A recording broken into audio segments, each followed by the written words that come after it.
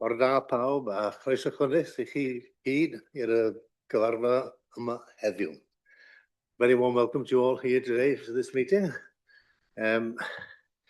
This is a hybrid meeting, hybrid formal meeting, with some people attending in person in the Lord Barry Jones chamber and some attending remotely via Zoom. Participants on Zoom are asked to keep their videos on during the meeting. Attendees should ensure that their mobile phones are switched off and that any background noise is kept to a minimum. All microphones are to be kept muted during the meeting for both those on Zoom and in the chamber, and should only be used unmuted when invited to speak. When finished speaking, they should go back on mute.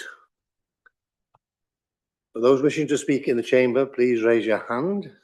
Those on Zoom should use the raise hand function. At the end of each item, when we are considering each recommendation, a vote will be taken by a show of hands. This meeting is being live streamed to the council website, and a recording will be published on the council's website within a day of the meeting ending. Should the live streaming fail, the meeting will continue and a recording will be available on the website. Before we begin, I'd like to welcome Robert Gore and Michelle Phoenix of Audit Wales, who will be presenting the audit report as part of agenda item 4. We will also be joined later in the morning by representatives from Russell Investments, who will provide an update on our investment in the WPP sub-funds during item 10.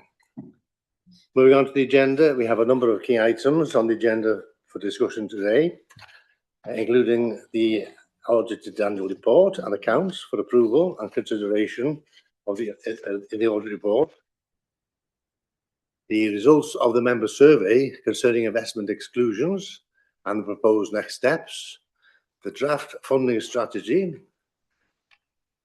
to be approved for consultation with employees. This also requires us to agree the strategic asset allocation, which will be considered as a separate item.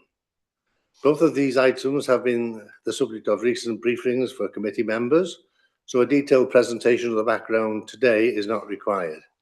However, members are welcome to ask questions and discuss. The funding and investment performance update will include a presentation from Russell Investments, and there is also the governance update, administration summary report, and investment funding and pooling update, which are mainly for noting.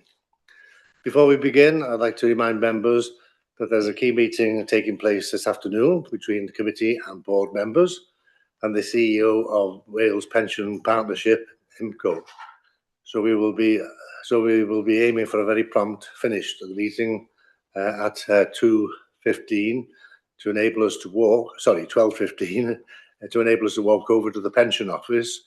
With that in mind, please be concise and mindful of the time as we make our way through this large agenda in order to ensure that we can properly consider all the items. Now, moving on to the agenda, item number 1, apologies. I think we received one apology from Andy Rutherford. Are there any other apologies forthcoming in the meeting? Okay. We move on to item 2, declarations of interest. At this point, we allow members to declare any potential conflicts of interest that they may have in relation to the fund if they have not already been declared and are held on the pension fund register. Does anyone have new declarations? Councillor Everton.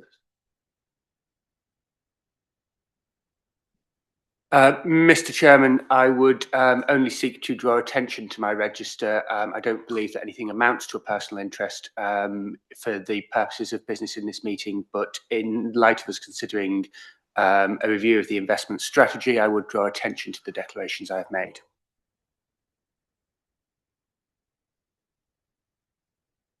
Now to item number 3, which is the minutes of the last meeting. Sorry, Councillor Wedrick. Thank you, Chair. Yeah, again, it's declared interest, but given it's personal to the agenda, I'd like to confirm a personal non-prejudicial interest as I'm a member of the Palestine Solidarity Campaign. Thank you, Councillor Weddick. So moving then on to item number 3, the minutes. The minutes of the last meeting, to confirm as a correct record, the meeting was held on the 10th of September 2025. Someone like to move that is a true and accurate record? Move. Thank you. Seconded?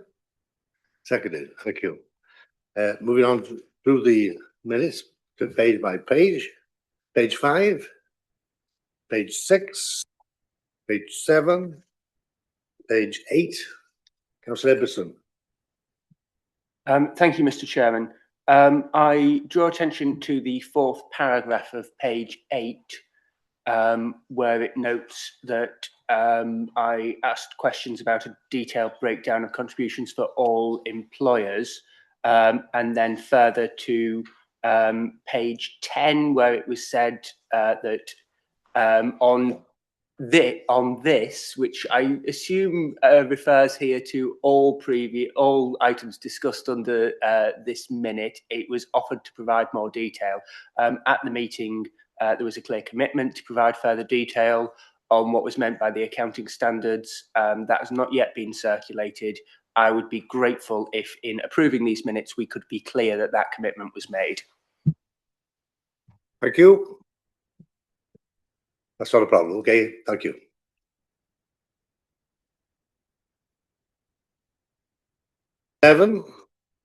Page 8, page 9, page 10, which Councillor Ibbetson's already referred to, page 11, page 12, page 13, page 14.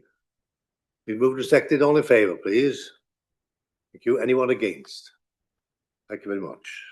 Moving on then now to item number 4, Clwyd Pension Fund Annual Report and Accounts. Dave, you're taking us with this. Thank you. Okay, thank you, Chair. Can everyone hear me okay? Yeah, okay. Okay, good morning, everybody. This item is at page 15 in your packs. As members are aware, the draft annual report and accounts were brought to the last committee meeting in September, so you have all seen these documents. I don't intend to go through these in the detail we went through last time. Since then, Audit Wales have concluded their audit, and there have been no changes to either the fund account or the net asset statement. But there have been some amendments of the notes to the accounts, none of which affect the bottom line at all, which is a really pleasing result. After you've heard from Audit Wales, I'll invite the Section 151 officer, Gary Ferguson, for his comments, and then we'll take a recommendation for you to approve the annual report and the statement of accounts, and also request that you approve the final letter of representation, which we will need to share with Audit Wales in order to get our final sign-off. So I will now hand over to Rob Gore from Audit Wales to take you through the Audit of Accounts report. Thank you. Robert? Good morning, everybody, and thank you for the introduction, Dave. My name is Robert Gore, and I'm a Senior Auditor at Audit Wales. I'm happy to take you through our ISA 260 Audit of Accounts report today. Firstly, I'd just like to express our thanks to David and the rest of the Clwyd Pension Fund team for their hard work and support in providing us with the audit evidence we've needed for the purpose of the audit, and also for engaging with us throughout the audit process. This engagement and communication is key to ensuring an efficient audit. In terms of our report, I'd like to start by referring you to page 8 of the report, which sets out that the Auditor General for Wales intends to issue an unqualified opinion, which means the financial statements give a true and fair view of the financial transactions of the pension fund during the year, and of the amount and disposition at the 31st March 2025 of its assets and liabilities. Also, that the accounts have been properly prepared in accordance with legislative requirements and UK adopted international accounting standards, as interpreted and adapted by the Code of Practice on Local Authority Accounting in the United Kingdom. There are a couple of areas of the report to mention. Page 7 highlights that there were some misstatements within the draft accounts, which have been discussed and agreed over the course of the audit, resulting in the accounts being subsequently amended within the final version of the final financial statements. I'm not proposing to go through each of these corrected misstatements in detail. Further details can be found in Appendix 2, which is page 14-15 of our report. Pages 10 to 13 note all previously identified audit risks were addressed, with no new risks arising during the audit. Risks included management override of controls and investment valuations, where no issues were identified. Audit work also noted the quality of the draft accounts and supporting documentation improved significantly compared to prior year, and we look forward to ongoing communication with the Clwyd Pension Fund team to maintain progress in this area.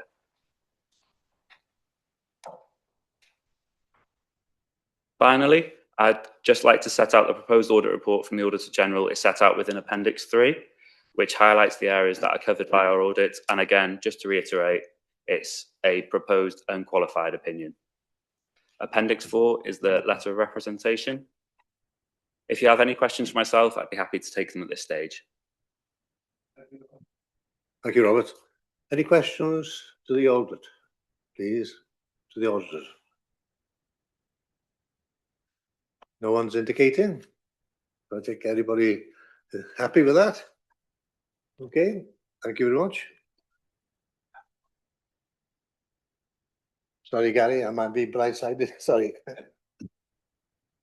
Yeah, thanks. I was only going to say that I think it is really a positive report. I would like to thank Dave and the team and also Audit Wales colleagues for getting us to this position and well within the statutory deadline. It's clearly a complex area with very large amounts involved, so it is very important to get that assurance that they're not materially misstated and they do present a true and fair view. In an organisation of this size and complexity, there are always going to be amendments that are required, and it is really pleasing that all of those amendments have been put in the final version before you today. Comments on improved quality of the accounts compared with last year and supporting working papers were particularly pleasing. Obviously, the challenge now for Dave is to maintain and improve upon that for subsequent years, which I'm sure he'll do. So I was just going to say that based on the report and assurances, there's no reason why committee shouldn't approve this morning in advance of the Auditor General signing. I think it's this Friday, Robert, isn't it? Thank you, Gary, and I'm sure we'd like to be associated with those comments. So those who prepared the audit report and the auditors themselves as well. Thank you very much indeed. Very welcome. All in favour, please, of the recommendation, which is on page. Sorry, Councillor Ibbotson. Forgive me raising a point of order. You did ask whether anybody had questions to the auditor, but you've not, which I don't, but you've not asked whether anybody wishes to speak on this issue or has any questions for anybody else. I wonder whether you might do that before we move to a vote. Certainly. Okay. Any questions? Thank you. Thank you, Mr. Chairman. At the last meeting, when we discussed this in some detail, and the office doesn't wish to repeat that, and neither do I, so I won't. But I will point out that on pages 7 to 10 of the minutes, we had an extensive discussion. A lot of extra information was asked for by members relating to this item, which a good deal of it has not yet been provided. And without having had that information, I feel unable to vote to approve this. And so I will be voting against. Without the information, I don't feel comfortable supporting it. And I feel it's important that members' questions are answered before they are asked to approve this. Thank you. All right. You've heard of Councillor Ibbotson. Any other comments from any other members on the report? Okay. Mr. Bateman.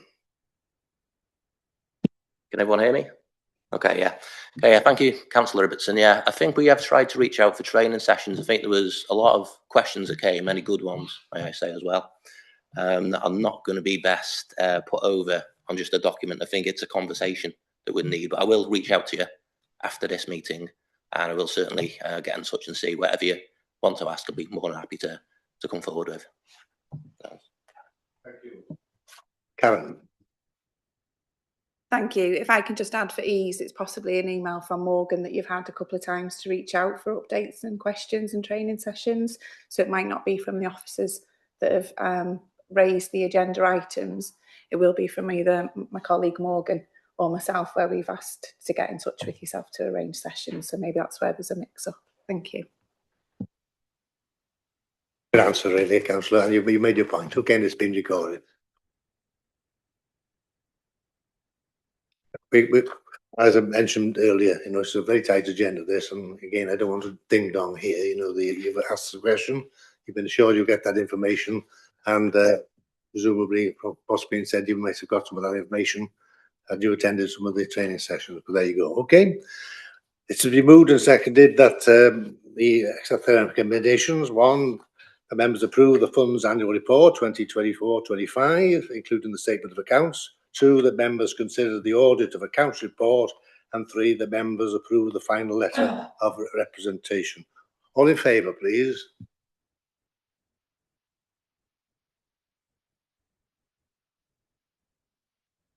Thank you. Moving on now, please, to the next item on the agenda, which is the item number 5, investment strategy review, pages 219 to 254.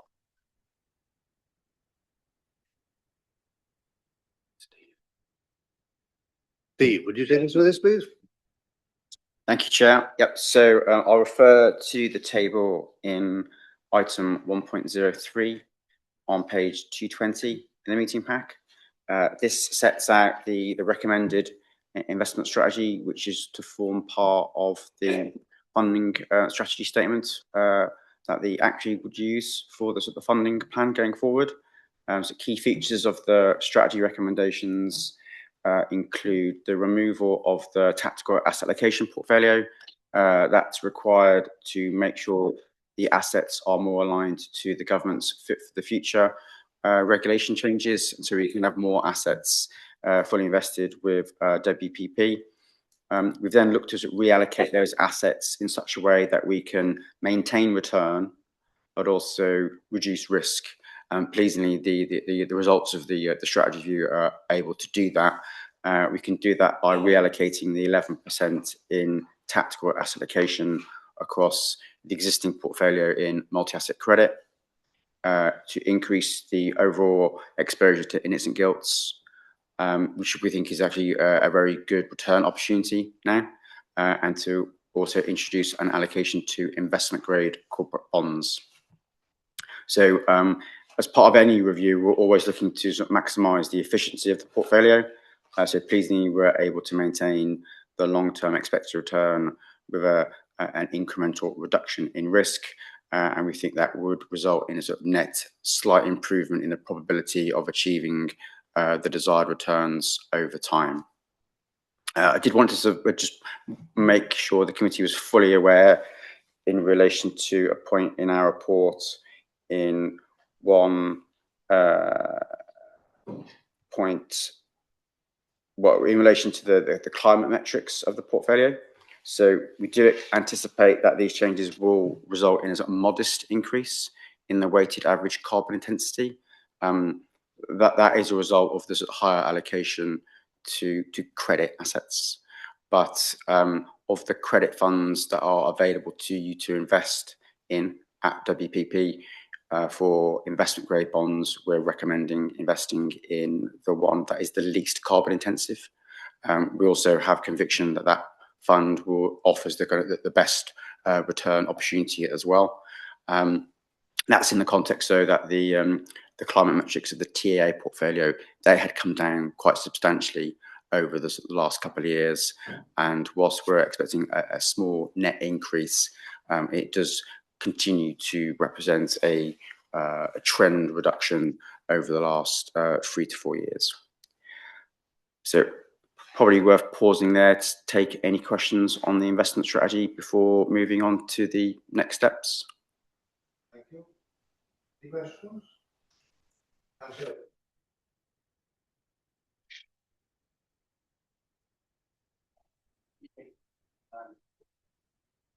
Thank you. Yeah, I believe that the next steps outlined are sensible under the circumstances, and I have no objection to them given the situation that we're in.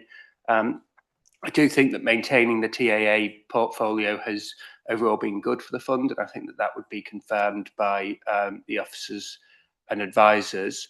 Obviously, it's not practical to continue with it in light of the reforms to the local government pension scheme announced by the UK government and the Treasury. But I think that we ought to be absolutely clear that we are making this change not necessarily of our own volition, but because our hand has been essentially forced by the way in which assets will be managed in future. whilst the next steps, are sensible given the hand that the fund has now been dealt, I do think certainly that I would like to be clear on that, that whilst I'm voting for it, I do have concerns about the reduced diversification within our investment strategy as a result of this change. Thank you. Councillor Wedley. Sorry, Councillor Steve. Councillor Steve Hibbert, sorry. Mistook you. Thanks, Chair. I'd like to echo Councillor Ibbotson and my disappointment that once again WPP is holding back the ambitions of this fund. Thank you. Take it as read. I think we've made our views very clear in the past, really, in relation to this. We are where we are, and we have to now actually concur with the recommendations that are being made by WPP and indeed by government legislation. Okay. Any other questions? Or thank you very much. Steve, do you want to come back at all? Yeah, happy with the next steps as set out in the document. Move on. Thank you. Someone like to move the recommendations then on page 219 to agree the proposed strategic asset allocation as shown in paragraph 103 as a basis for consultation with the fund's employers as part of the funding strategy statement and agree the next steps in paragraph 107. Moved by Councillor Mullin, seconded by Councillor Wren. All in favour, please. Thank you. Anyone against? None against. Okay, thank you. Move now to the next item on the agenda, which is item number 6, draft funding strategy statement. Thank you. And that's Paul, is it? Thank you. Thank you, Chair. I'll sort of start off by sort of going over the main points, and then what I will do is sort of go into the key items that need committee approval for the funding strategy statement, which is to go out to consultation to employers shortly. The funding strategy statement, as you'll see, is quite a long document. That's a reflection partly of the new guidance, which requires more information, and the sort of format of that is being rejigged to try and make it easier to navigate. So any sort of comments on that from committee members would be welcome also in terms of readability. What I think the main purpose of the funding strategy statement is to essentially set the employer contributions from 1st of April next year for the 3 years to 2029. And the purpose of this is to sort of set the minimum contribution requirements for those employers. As part of the funding strategy statement, the employers will have flexibility around those contributions to pay higher amounts. And that's quite important when you're setting a funding strategy, because that means the employers have the ability to control their own destiny in terms of sustainability of contributions going forward. So that's an important part of this. The critical elements, which I'll sort of step through, are the assumptions and the parameters set out in paragraphs 1.05 to 1.12, which I'll step through shortly. However, at a very high level, if these parameters are improved, then we are seeing an improved funding level for the fund at 111%. And a lower on cost at 16.4, which is obviously a positive position.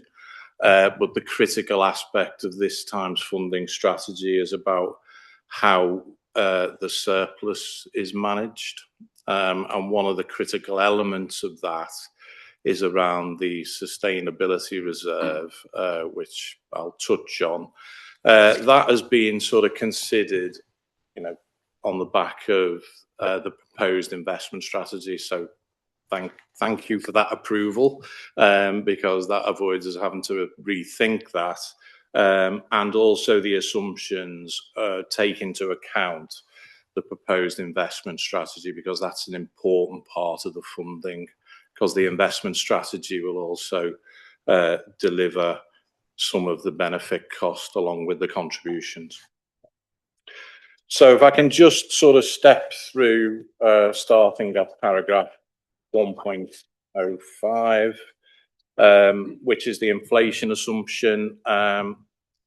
We, at this valuation, are reducing that by 0.5%, and that's a reflection of the expectations.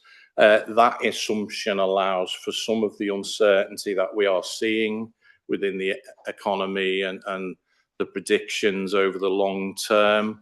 But it's reduced mainly from the last valuation because some of those high inflation, you'll remember, we'll all remember, that the over 10% inflation figures have got through the system and now in the benefits. So that's one of the key changes. In terms of the next couple of paragraphs, I'll talk about these together. So this is paragraphs 1.06 and 1.07. So this is the discount rate. That's a reflection of the expected return on the fund's assets. We split this for deliberately, but overall, both elements of that discount rate are increasing at this valuation, and that's predominantly a reflection of where sort of interest rates are and sort of expected returns. The key relationships are actually how those discount rates are relative to inflation. So you'll see in the paper, it's what they are over CPI, so the CPI plus. For calculating the solvency or the past service, that's increased, or my proposal, it increases to CPI plus 3.1% relative to what it was at the valuation last time, which was CPI plus 1.5. If we look at what we do for the discount rate for the on-cost or the future service, we smooth that out over the long term to help provide that contribution, sustainability and stability. And you'll see there, whilst the past service discount rate proposal is to increase by just under about 2.6% over the 3 years, the future service is only 0.25% relative to inflation, so the CPI plus, because they're the critical relationships. I believe those in combination, along with the others, provide us with a sufficiently prudent set of assumptions to support contribution sustainability for employers. Just turning over the page and covering off the other aspects. So there are other assumptions which are less impactful, but still impactful.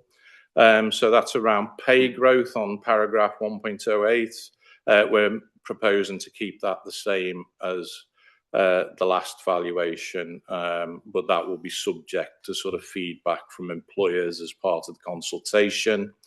And then there's other aspects, which is around the demographics, so the life expectancy and the other assumptions.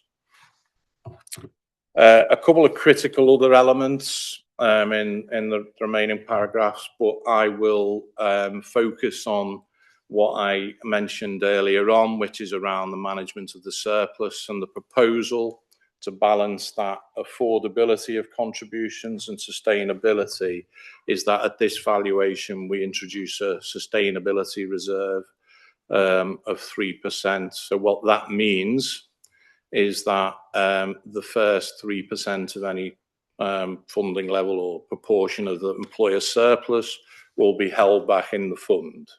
So if you take the example of the sort of average of the fund, where it's 111% funded, the first 3% of that 11% will not be paid back in contributions, and the remaining 8% will be returned to employers over a period of 12 years. And I believe that's balancing out the key objectives of making sure we have that affordability and sustainability and tick all the boxes around the long-term cost efficiency and solvency requirements that are required in the legislation, which overarches what we have to do on the funding strategy. So I will pause there because they're the key things for approval. They are, you know, there will be other things that has been asked to delegate, but that's more technical as we go through the consultation, and it will be brought back at the next meeting, allowing for employer feedback if committee approved today's funding strategy statement. Thank you, Paul. Are there any questions or comments on the report of our Councillor Wren? Thank you, Chair. Yeah, going back to point 108, the pay growth assumptions, considering the government has just announced a 4.1% increase next year on the living wage, do you think that would have a knock-on effect to that 3.85% prediction? Possibly, and that's part of the consultation, because what that'll depend on is the sort of mix of employees that are affected by that. So they're questions that we will be asking the employers. What I would say is that what we've made is a reasonably prudent assumption to sort of allow for those factors, because what we're looking at is not necessarily just next year, it's over the longer term and how that comes through. And also it's a less impactful assumption because it only affects part of the liabilities. So there's a combination, a balance to be struck between practicality of around the assumption, because we've got to look at this by employer, and actually making sure we're not under reserving. So there'll be an element of that, but that's exactly the feedback that we will be asking for from employers to consider whether it needs changing, or we're happy to stick with what we've got.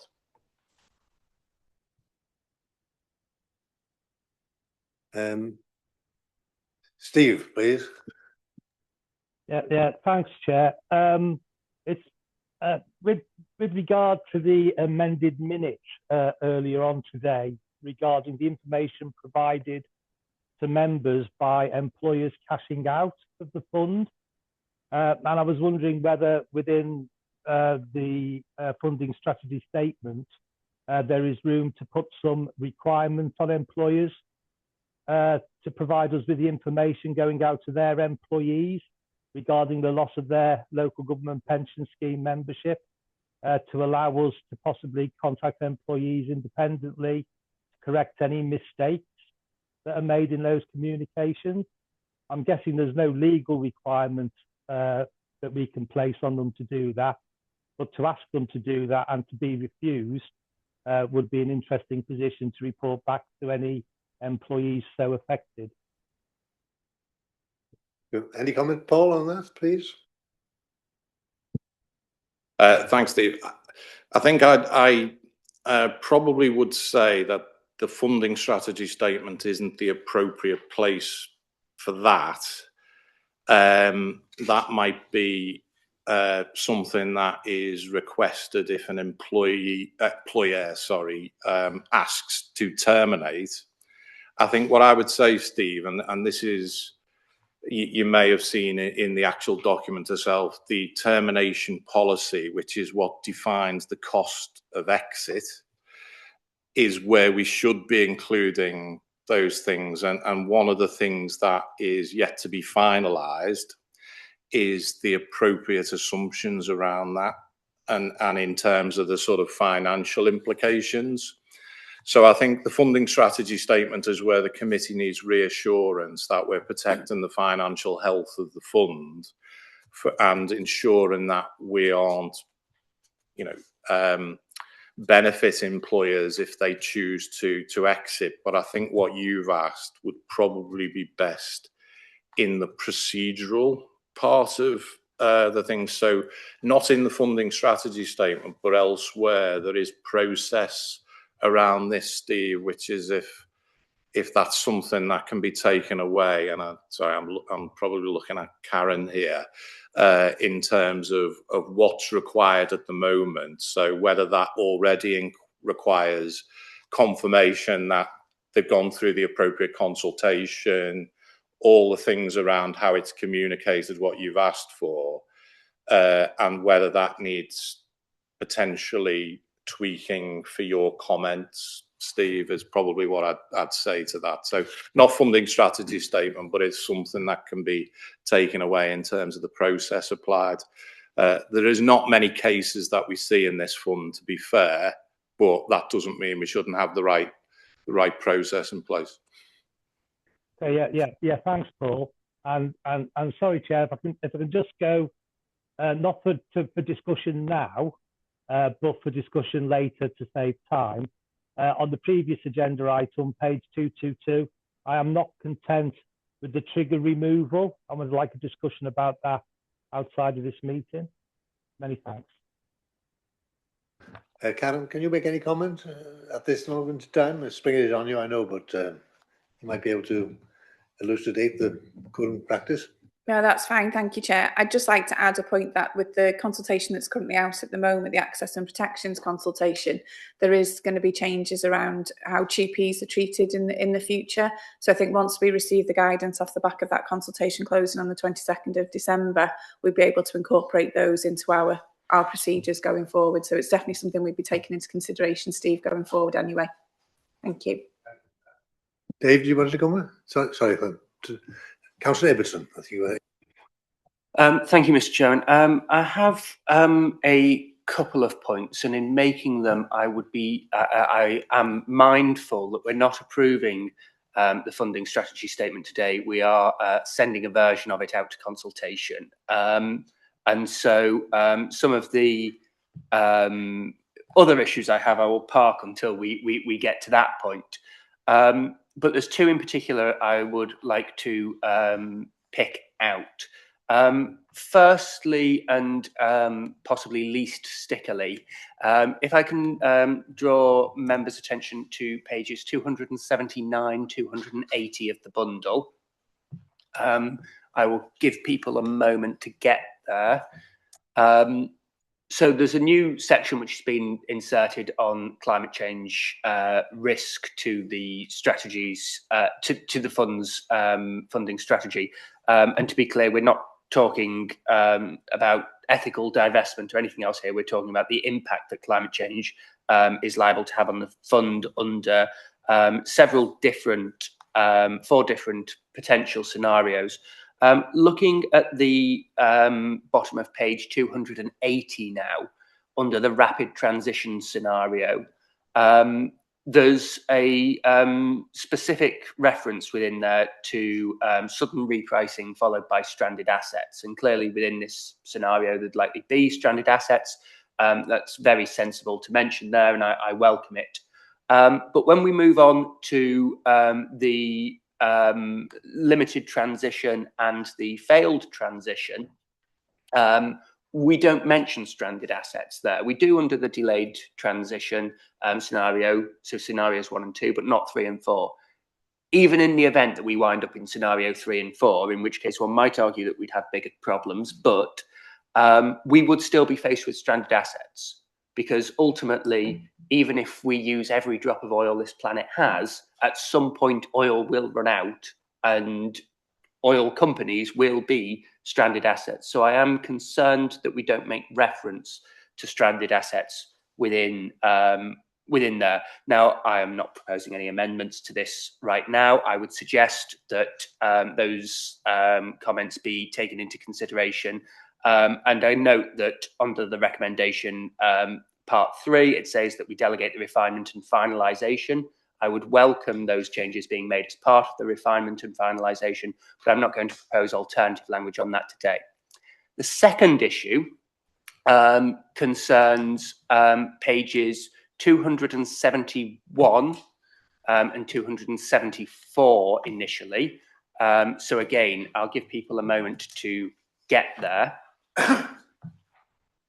At the bottom of page 271, we have a box there, key funding and investment objectives of fund, and the second to bottom bullet point in that box says that an objective is to achieve and maintain assets to 100% of liabilities within a 12-year average time frame.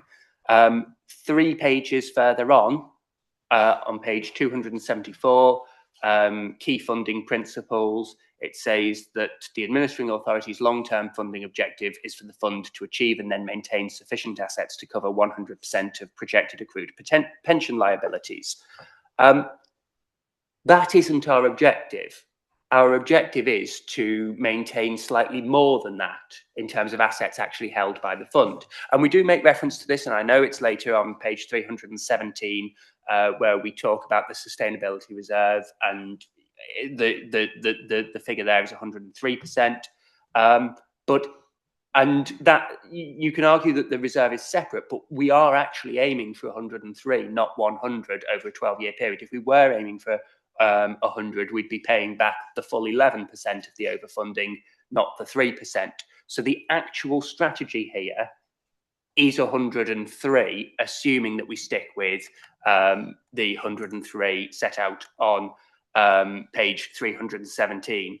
Now, if we look at 317 within the bundle, then we've got the 103 figure there. There has been significant disagreement between the employer representatives on this pension fund committee as to the prudent figure to set the sustainability reserve at. Personally, I've been of the opinion that 108%, given the hugely increased volatility that we are seeing, would be prudent. It's been suggested by advisors to the fund that 103% or 105% would be figures that they would be very comfortable with. Within this consultation, we are consulting solely on 103% as drafted now, which it does not reflect the diversity of views amongst employer representatives. And by not including alternative options, is unlikely to result in deliberative feedback from employers on this, probably the most crucial area of disagreement within this strategy. Accordingly, I would move, and I invite members at this point to turn back to page 255 of the bundle, which is the recommendations on the report. The committee approved the proposed key actuarial assumptions and funding parameters in in section 105 of the report.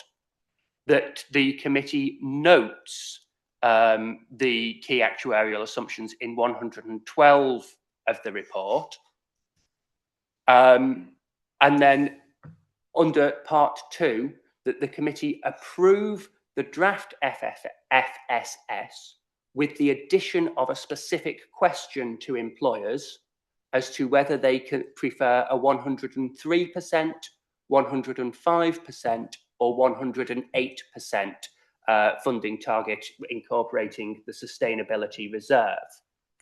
And that the committee delegates the refinement and finalisation of the draft FSS to the head of the Clwyd Pension Fund as part of the formal consultation with employers, having regard to the advice of the fund actuary. So that is essentially exactly what we have got here already. I'm not proposing amendments to the wording of the actual document that we are consulting on here, but I am saying that we ought to specifically ask a question when we send this out for consultation on 103, 105 or 108%. I think that's likely to prove useful. I know the head of the fund is nodding in agreement with that. I think we can agree that's sensible. You made your point. Okay, Paul, do you want to come back on that, please? If I can sort of take the points in order, I think what I would say is the objective is still to maintain 100% funding and sufficient assets to pay the benefits due. The 103% and specifically the 3% sustainability reserve is essentially meant to be a sort of buffer against adverse experience as opposed to a target. And that's principally why we're holding that back, mainly to ensure we've got sufficient headroom to try and keep the stability of contributions as opposed to an objective. That would be my sort of view. But I take your point on sort of maybe how it's worded, and maybe we need to tweak that. Regarding the sustainability reserve itself, what we are consulting on is a minimum here, and what we're setting is that sort of the view, obviously the committee decision, but sort of my advice is that minimum is a reasonable position to take on, because we have sufficient prudence also within the assumptions. So it's a combination of those two parameter sets which actually defines the funding strategy. Just to come back to the point, the way we'll be communicating, and we can certainly take that away, is what the intention was, and in the employer meeting this afternoon, is to talk about how employers can maintain sustainability. So essentially, through the parameters, they can effectively increase their own reserve. But if committee want to sort of consult on specific alternatives, I think what we've got to sort of be careful of is that we're not resetting the minimum at what I would say is a too high level, taking the sort of point, because that'll impact on the other aspect of this, which is a sort of the affordability and the discussions with employers. But I'm very happy to take that forward. I think probably what I would say is we just need to sort of phrase it in the right way, if I can sort of talk about that. But if it's the committee wanted or voted for a 5% or an 8% minimum, then that is absolutely the committee's decision. But as I said, is my advice is I think 3% with the assumption set we have is a reasonable position to take and a prudent position to take for that minimum. There was a considerable discussion about this last time, particularly between yourself, Councillor Ibbotson and Paul. Really, I don't recall any other people on that particular discussion making similar points. You know, I think most people were content with the suggestion that's been made now for the 103%. I don't know what other members feel about that, but you know, do you agree with Alison that this particular differential should be allowed in the consultation, or are we quite happy with what's been proposed? Any other comments? Councillor Mullin. Yeah, I just believe what's been said there is reasonable to what everyone, including the members, I think if you set your sights too high, you could lose out in the end. So what's been recommended is welcomed by my good self. Thank you. Any other comments from members? Right, Councillor Swash. Thanks, Chair. Yeah, I'm minded to agree with Councillor Ibbotson that it's worthwhile to consult on what people think about the rate is set at. So I'm happy to second the recommendations as amended. Okay, it's been proposed and seconded as an amendment that the differential should be put out for discussion. Is that correct? Yes. Would you like to phrase it for us, Alison, what you were suggesting? Thank you. It's not an amendment. I have moved a motion for procedural clarity, and you know, the exact wording obviously will have been noted earlier. But the gist of it is we are not amending the document, but we are specifically saying that we want to ask employers for their views on 103%, 105%, or 108%, 3%, 5%, or 8% sustainability reserve. We're including that question. It's reasonable to ask. We're not making any decision today on what that reserve should be. We are just asking a question. Councillor Ibbotson, you've heard the comments, Councillor Ibbotson, and the suggestion.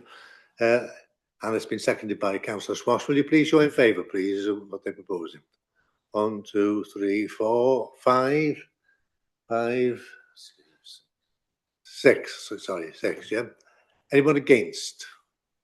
Okay, if that could be included then, please, in the discussion. Thank you.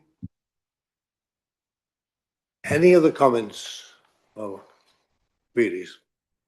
Well, thank you very much. Well, so someone like then to actually move the recommendations as exist before us on page 255. Committee approve the proposed key actuarial assumptions, funding parameters in paragraphs 105 to 112 of the report, which will be incorporated into the FSS. 2, the committee approve the draft FSS for consultation with employers. 3, that the committee delegates the refinement and finalisation of the draft FSS to the head of Clwyd Pension Fund as part of the formal consultation with employers, having regard to the advice of the fund actuary. Can I just clarify, Sorry. Chair, just recommendation 2 Yep. was included the slight change that we will consult with employers on. Yeah, the, okay. On that. Taking on board the suggestion there. Okay. Please, show in favour. So forgive me, because I moved a motion rather than an amendment, we have already voted on this and approved the wording. So we don't need a further vote. Thank you for that clarification. Thank you.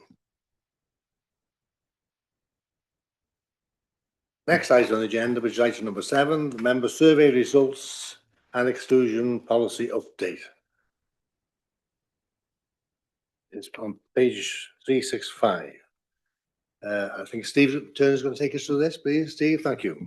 Thank you, Chair. Yeah, so this report provides a number of updates to the committee in relation to the member survey that was undertaken during the summer, provides an update on exposure within the assets to the updated list of companies on the UN Human Rights Database, and also sets out a proposal for some amendments to be included to the RI policy of the committee in relation to exclusions relating to the UN database and greater integration of the restrictions that are applied to the WPP Sustainable Active Equity Fund. So in relation to the member survey results, the committee will have read the full details of those. But I think the key is, of the 1,700 members or so that replied to the member survey, 84% responded positively to support the proposal to adopt the UN Human Rights List as a form of exclusions. And the majority of members, just under 60%, did have the view that the committee should consider as non-financial factors in their investment decision making. So on the basis of those results, noting the quantum of the respondents in terms of number and percentage of total members, I think those results are pretty clear, but would welcome any comments from the committee at this stage before moving on. Thank you. The long weighted report. Thank you, Roach. Comments? Councillor Ibbotson. Thank you. I must admit to being quite surprised by the results. I had expected them to be in favour of the pension fund taking into account non-financial factors, but I am astonished by the extent to which they are, I must admit. So if we look at page 375 of the bundle, and this is of the people who submitted a response, 40% don't have a view, they don't knows, which is fine, and 60% do have a view.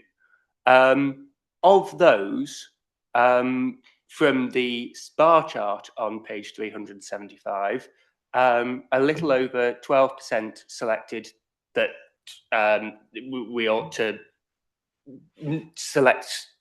wish to express a view other than in support of taking those 5 into account.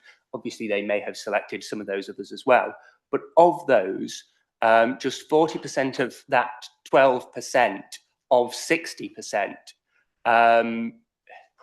thought that we should focus on solely on an emphasis on returns. Also note 10% wrote in some version of none, so we ought to take those as well.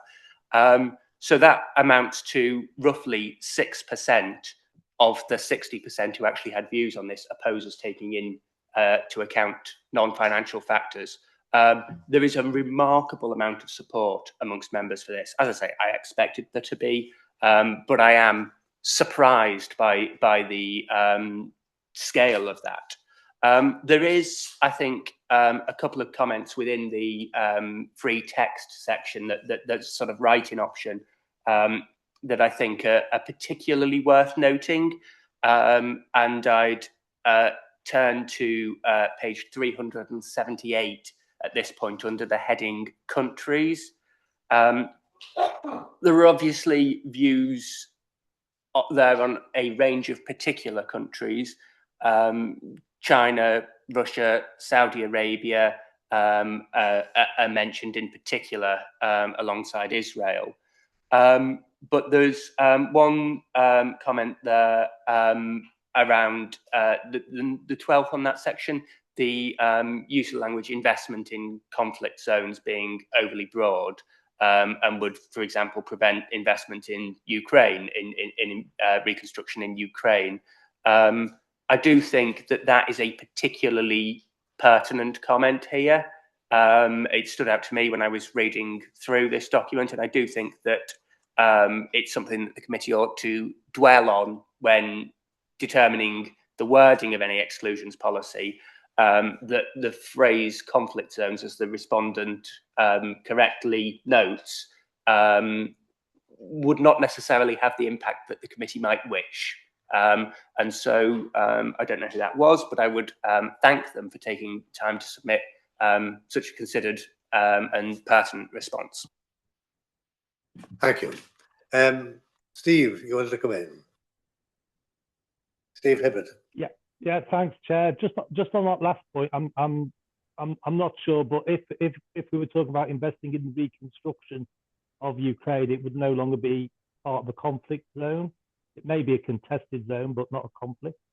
But anyway, to my main point, yes, glad to see that the membership are broadly, if not almost fully supportive of the path that we've been forging for the last 10 years or so.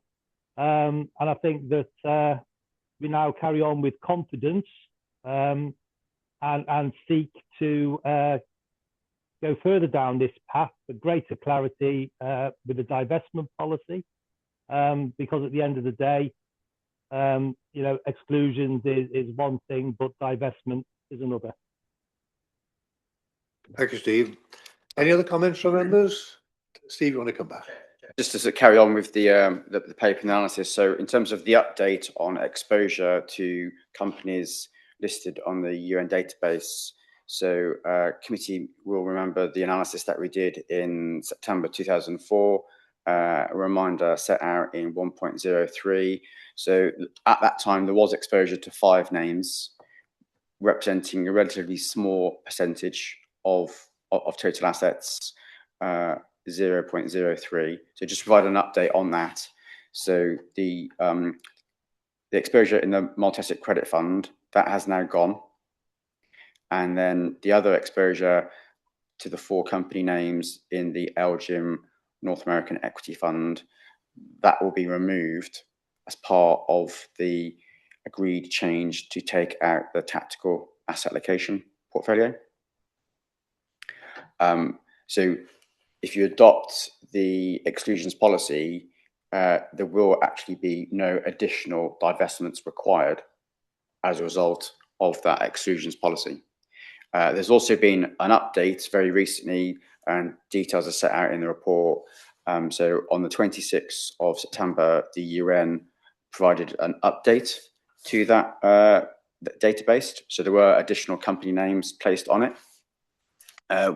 But we've done analysis, and there is no exposure within the relevant funds that you hold to the companies on that list that are publicly traded. And that includes consideration of the new fund that you would be investing in with WPP, their sterling investment grade portfolio. So overall, I think that is actually a positive position from the committee's perspective, in the sense that you can adopt the exclusions policy at a kind of policy level, but doesn't actually require any new additional divestments as a function of the funds that you hold and would hold as part of the new strategy, not having exposure to those companies. Councillor Wedley. Thank you, Chair. Obviously, I'm delighted by the results and very pleased to see the recommendations in front of us today. I think I would make 3 points, really. The first is to emphasise again the strength of the result. Second is to really make sure we recognise that our employee representatives have been very representative of the views of the members of the fund. And I think it's really important to recognise that both in terms of this discussion and going forward, because I have felt there's been an underlying trend of, well, that's what you're saying, but what do the members say? And I think it's really important to reflect, that those discussions. But I think the most important point now is what's going to happen at WPP. So we have a very clear mandate from the members of our fund of with regard to to ethical investment. I would say particularly on Israel and particularly on climate, which is a massive result on climate and nature related issues. And I think it's really important that our representatives of this fund absolutely go into battle to make sure similar results across WPP, both now and in the future. Thank you, Chair. Yeah, I think it's important to note, I think there have been strong feelings, I think, in this particular fund committee for some time regarding these issues. And at the end of the day, we've been emphasising, of course, that our principal concern is our fiduciary responsibility in this respect. But we've assessed now, we've taken the temperature really of the membership and so on, and that's come through loud and clear. So I think we're fairly reassured about the path that we're taking, and indeed can work on that particular basis. And I think that's to be very welcome. And to take up the point that's been made by Councillor Wedley, these matters are being discussed in certain quarters, at least amongst the WPP reps as well. I can assure you of that. Okay, Councillor Liberton, you wanted to come back? Yes, thank you, Mr. Chairman. Just a technical query. Within the recommendation here, we're saying that we'll agree the next steps as in 106. 106 is on page 370 of the bundle, and there's 3 next steps there. We're being asked to agree a process for reviewing and updating the exclusions policy in respect of the UN OHCHR database, following any subsequent updates. Are we being asked to agree that process today? Because the wording is a little vague on this. And if we're not, if we're saying that we will do that, agree that process at some point in the future, can we stick a date on when we will do that by? Steve, you want to come back? Yeah, so about the intention. So agree, we haven't put the exact proposed process in the recommendation, but to give you an idea of what it would look like, it would be very similar to the original analysis that we did in September 2004 and have been updated. And we would propose that it's done on a sort of annual basis. So in effect, we've already sort of established how it can be done and have the sort of tools and analysis to do that. So that's relatively straightforward to do. So I think we would bring that. So another part of the recommendations is to do an update to the sort of RI policy in conjunction with the investment strategy statement for next year. So considered at a sort of early committee meeting. In that policy, we can make a formal proposal for the frequency with which the exposure to the UN list is monitored. Because we do think that is important to do, because with the UN database as the sort of framework for an exclusions policy, you're obviously dependent on the list of companies that get put on that list by the UN. You want to avoid the scenario whereby the number of potential exclusions is so great that it has a negative impact on expected return and diversification. So we think it's reasonable to have the UN database as the kind of basis of exclusions, but not to automatically update and accept every single list, because to guard against the risk of unintended consequences. Someone like to move the recommendation? On page 365 of the committee note, the report and agree the next steps in section 106. Someone move, please. Thank you. Moved by Councillor Mullin. Chair, can I just check we didn't get a chance to speak about the But yeah, I just wanted to, we didn't get a chance so far to talk about the proposed update to the RI policy to integrate the RI exclusions criteria that the Sustainable Active Equity Fund uses. So just wanted to sort of test that the committees were happy in principle that we formally incorporate those into the RI policy. And that specific RI policy would be brought forward to the committee in early Q1 next year. That suggestion? Okay, it's been moved by Councillor Mullen. Is there a seconder, please, for the recommendation on page 365? Councillor Wren, thank you. Will you please show in favour? Thank you. Anyone against? And that's unanimous. Thank you very much indeed. Moving on now to item number 8, please, which is on page 385, governance update. And I think Ken's will do that. Yes. Thank you. Yes, Thank you.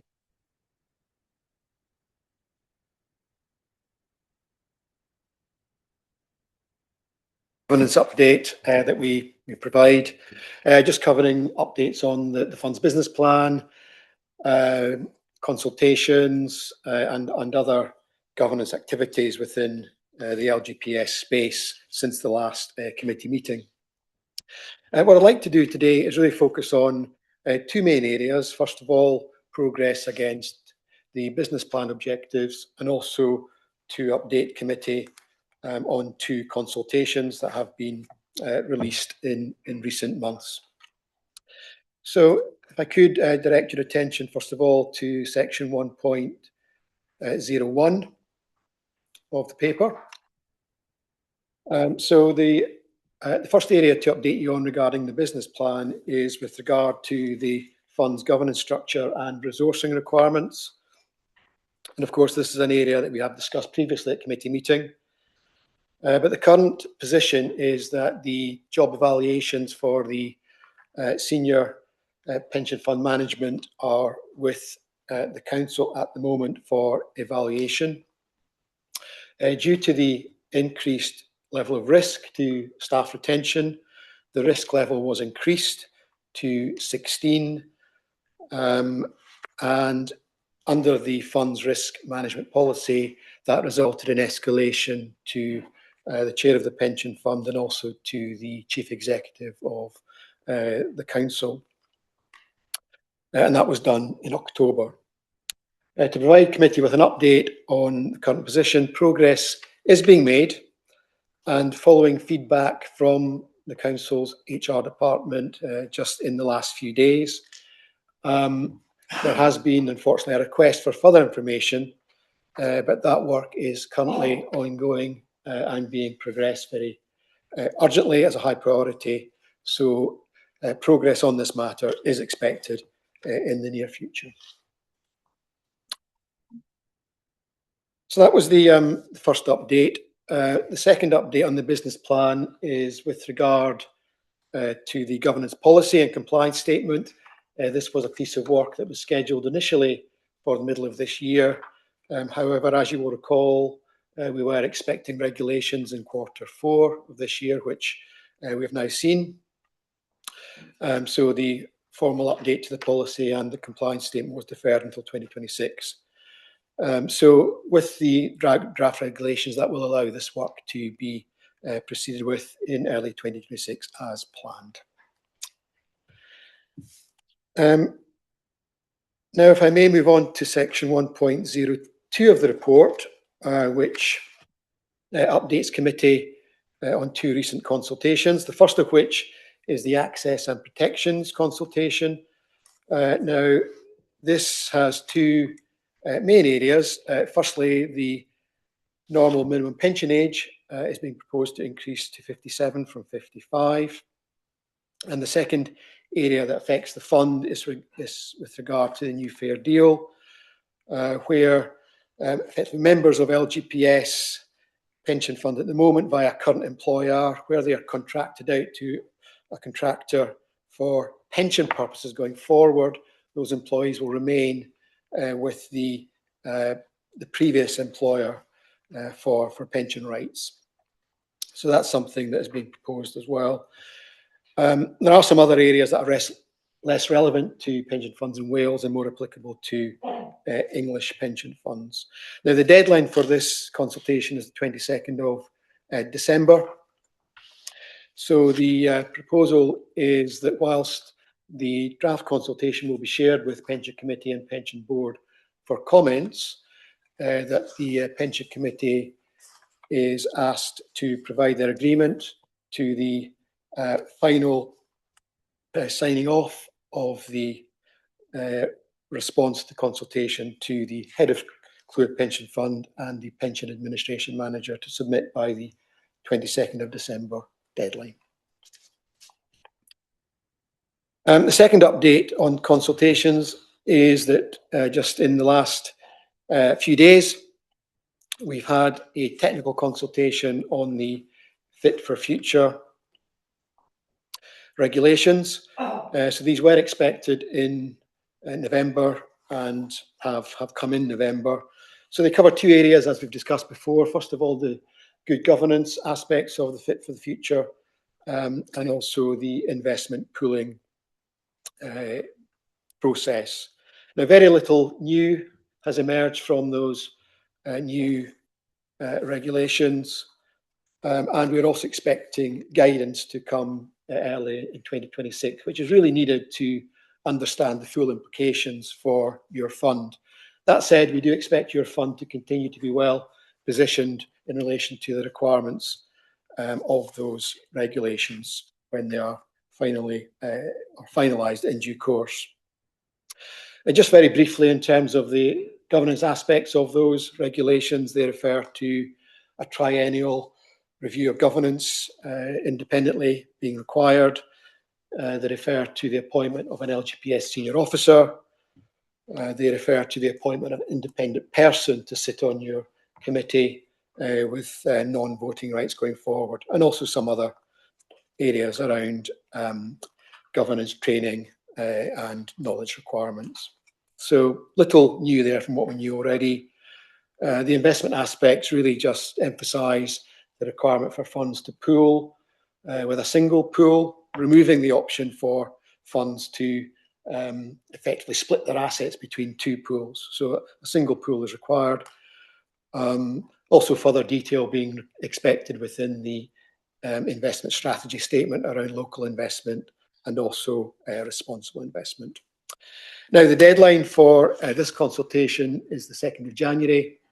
So the proposal, which is not in the paper because the regulations came out after the paper was prepared, but the proposal is that a similar approach is taken to the access and protections consultation, whereby committee and board have the opportunity to comment, but the responsibility for submission of the consultation by the 2nd of January deadline is delegated by the committee to pension fund officers. So they were the two main areas I wanted to update you on today. The next section of the paper 1.03 refers to the minutes from the pension board and also the outcome of the biennial effectiveness review that we have taken as your independent advisor, and very pleased to say that the results were extremely positive from that exercise. The chair of the pension board, Mrs. McWilliam, is here today should anyone have any questions on the pension board meetings. Next section, just to touch very briefly on, is that there have been some updates from the Scheme Advisory Board. I was going to ask my colleague, Mr. Emerson, just to comment very briefly on those as he attended a recent meeting. Mr. Emerson. Thank you, Chair. I attended the Scheme Advisory Board's annual assembly, which was for chairs of pension committee and chairs of pension boards in my role as alternative to the chair of the pension board.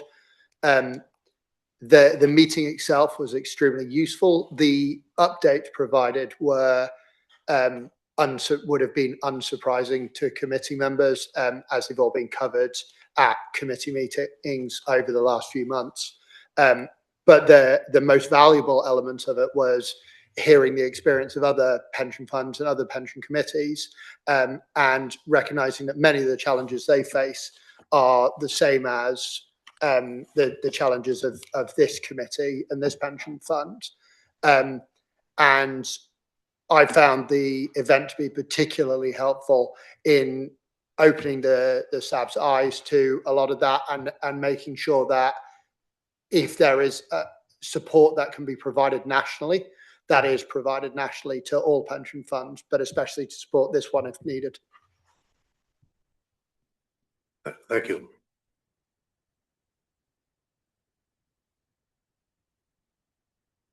The rest of the paper as read, but obviously welcome any questions from committee on the remaining items. Any questions or comments? Councillor Ibbotson.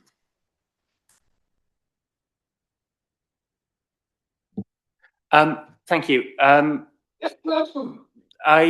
first of all have a question which relates to 107 on page 390, the Capita Cyber incident. Do we have clarity on whether specifically Clwyd Pension Fund members were affected by this? And if we do have clarity, were they? If either we don't have clarity or we do and they were, then I would question why that doesn't appear in the breaches log, given that we are the data controller for that. We have used a third party to process that data, and if the third party has leaked it, we are still the data controller, and I would expect to see it in the breaches log. I would also expect to see it there if we do not have clarity on whether our members were affected, because if we suspect that they may have been and we aren't able to prove to the contrary, I would have expected that to be there. So I would like clarity on that point. Secondly,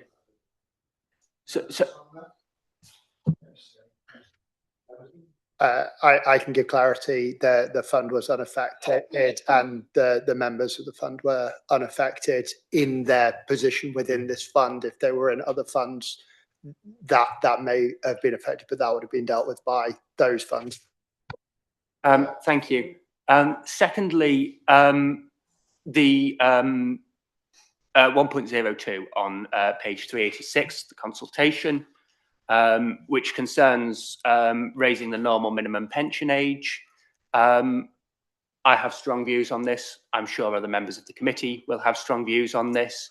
Accordingly, I would, turning back to page 385 of the bundle, I would move that the committee consider the update and provide any comments, that the committee agree that delegated responsibility to approve the final response to MHCLG's Access and Protections consultation is jointly provided to the Pensions Administration Manager and Head of the Clwyd Pension Fund, subject to the stipulation that the fund will not support the increase in the normal minimum pension age, and noting that committee and board members will be asked to share any views on the draft, which will be circulated in advance of the submission. I cannot support any change that members of staff working for our councils have their pension age increased further. A significant number of our staff do hard physical work. For example, waste collection operatives, bin men, having to go around in their late 50s, and bear in mind that this is only the age at which you can access a reduced pension, never mind the full thing. Having to go around and do that physical age well into their 60s, it is not reasonable to expect members of our fund to do that.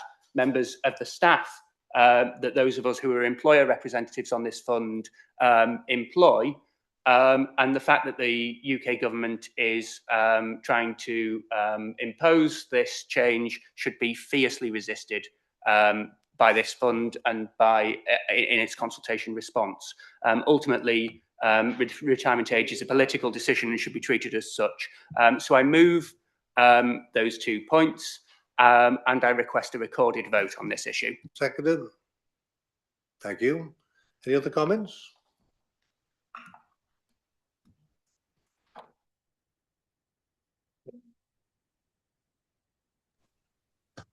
Sorry, thank you, Chair.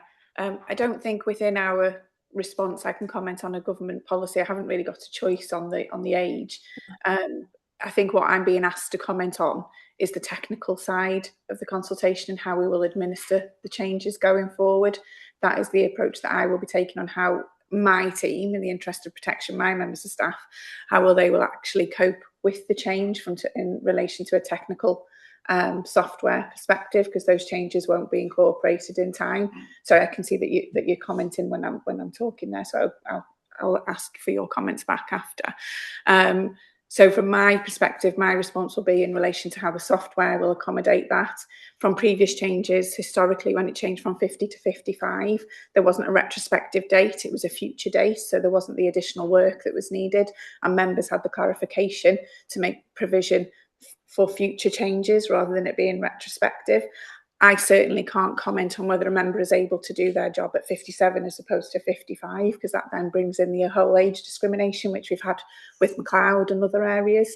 So I think from a fund, which I can, as we've said, we'll be sharing with committee and board for comment, which we obviously consider, will be from a practical how we can actually administer the fund by changing the age. I don't think the fund has a choice. It's a government decision. Thank you. Comments, Councillor Wedley. Thank you, Chair. Yeah, I'm somewhat concerned about this myself. I take the point that is being made around, a political decision, but it should still allow us as a committee to comment on the fairness of that political decision. I don't think that should be lost. Otherwise, that there would be no debate over things that clearly affect our members. And so I'm a little bit. I take the point with regards to delegated responsibility to an officer, but I don't think that stops us making a comment as a committee, which seems more than reasonable. Thank you. Thanks, Roish. On the change from normal minimum pension age of 55 to 57, my understanding is that is already law that has been brought in as the Finance Act 2002. So whilst these comments can be made, this consultation is, to be clear, not about whether or not to change the minimum pension age. It's about the technical aspects and the protections that are being put in place within the LGPS to respond to that law. So this is not to say those comments cannot be made in this point, but this is not a consultation on whether that minimum pension age will be raised. Yeah, I think the point's made really. This decision's been made, and not by this particular committee. On committees like it's been made by national government, and we have to comply with that, whether we like it or not. Karen. Thank you, Chair. And just for clarity, Councillor Wedlake, in my response, I completely agree that I think because it is retrospective and it's anybody that was in the fund prior to the 4th of November 2021, anybody that's joined the fund since might not necessarily be aware of those changes. So I think in relation to fairness from a member perspective, I do think some members have been potentially blindsided by that change because the regulations are retrospective. So I will be making comments about that in my response. So I agree with the fairness of it and the whole retrospective date, because there has been a lack of communication, I think, in terms of members and being able to make informed decisions in relation to their future planning for retirement, especially for the retirement living standards. So I will be mentioning that in my comment. But as I've said, when it went from 50 to 55, it was a future date. There was no retrospective. Members knew exactly what it was that they were getting. I don't think there's been a consistent approach in relation from changing it to 55 to 57, which doesn't help members make a decision. It certainly doesn't help us as officers administer the fund. Thank you. We have a proposal by Councillor Everton, and it's been seconded, yes? Okay. I think Councillor did want to comment again. Did you want to come back again before the vote's taken? Thank you, Mr. Chairman. And yes, I will exercise my right of summing up. Changing the pension age is extracting more and more from working people when less and less is expected of the very richest in our society. It is not morally just. And if we submit a narrow technical response, we are giving tacit consent to this change, and we shouldn't. We should resist it. This committee has previously, at the point at which it has had absolutely no say over pooling, repeatedly issued its statement saying, you know, our hand is being forced by this, but we do not agree with it. We resist this change, and we should do the same here because it is completely morally unjust. And so I would press that point, and as mentioned earlier, Mr. Chairman, I have asked for a recorded vote.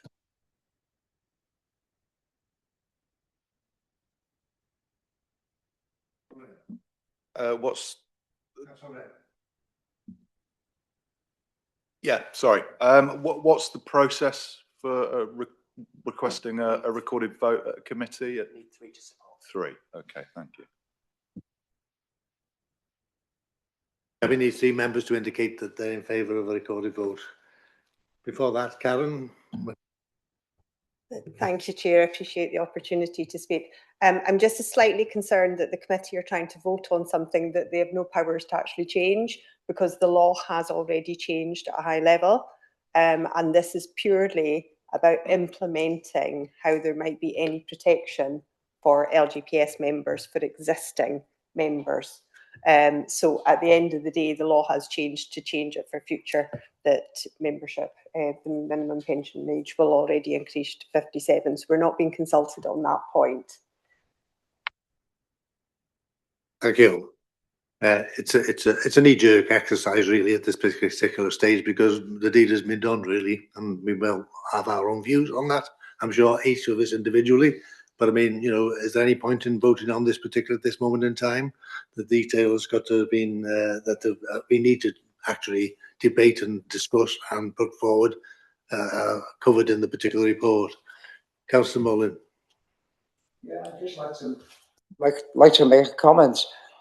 This has driven the increase in the age that people receive their state pension. It's been on the books for some time now, and it's going to escalate well beyond what we have now. Basically, because people are living longer, and the cost to the pensions is phenomenal. But I believe that that decision is going to be made by government. And although we can have a whinge and a moan about it, until this government, which I'm a member of the Labour Party, I'm proud to be, at the end of the day, they have to make a decision on the finances that are available at the time. Thank you. Comments for the votes taken? It's been asked for a recorded vote. All right, how many members do we need for this? So 3. Okay. It's been asked for a recorded vote. We need 3 members to indicate they want a recorded vote. 1, 2, 3. Okay, it's a recorded vote. All right. Move the recommendation. Yes, I move the recommendation. And just in summing up, Councillor Mullin has said that people are living longer. I would point out that life expectancy in this country is declining.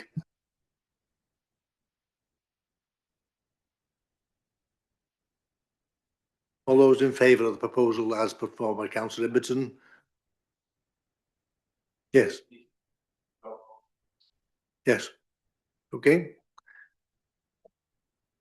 Yeah, members will have to indicate which way they wish to vote on this, and their names will be called out and their votes will be recorded. Okay. Councillor Wren. Oh, sorry. Can I seek clarity? What are we voting for to be recorded? The recommendations as recommended, or adding some comment about how unfair it is going from 55 to 57? Sorry, because I'm happy with the recommendations as is, so I just want to make it clear what I'm voting for. So I have moved that the committee consider and update, that the committee consider the update and provide any comments. That's recommendation 1 as drafted on page 385. That the committee agree that delegated responsibility to approve the final response to MHCLG's Access and Protections consultation is jointly provided to the Pensions Administration Manager and Head of the Clwyd Pension Fund, subject to the stipulation that the committee will not support, does not support the increase in the normal minimum pension age, noting that committee and board members will be asked to share any views on the draft, which will be circulated in advance of the submission. Everybody clear on that now?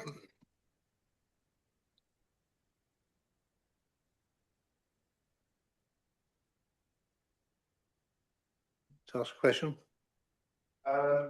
Yeah, can we do them individually, the recommendations? But I'm just not quite happy with the wording. Oh, is it? Apologies. Could we do the recommendations individually? I'm struggling to support. I understand what Councillor is saying, that it is unjust or unfair that the minimum age of receiving a pension is raised from 55 to 57, and that it would be sensible to record that it's unfair somehow. It's just Councillor Ibbotson wording isn't something really that I feel comfortable with supporting. I think you used the term normal retirement age, Councillor Ibbotson, in your proposal, normal retirement age. Do you want to stick with that terminology? It's current, I guess, you're talking about. Just to confirm, Chair, sorry, normal retirement age is 67. Thank you for that. 67. So the wording is in line with the wording within the consultation. The normal minimum pension age is under the Finance Act 2022 is 57, up from 55. The normal minimum pension age is when an ordinary person without any other early medical retirement or something has a right to access their pension, albeit at a reduced rate. So normal minimum pension age is the legal wording. It helps if we got the actual proposal in front of it, doesn't it? So, okay, right. We need to move to the vote now. Can you take us through the list, please, Morgan?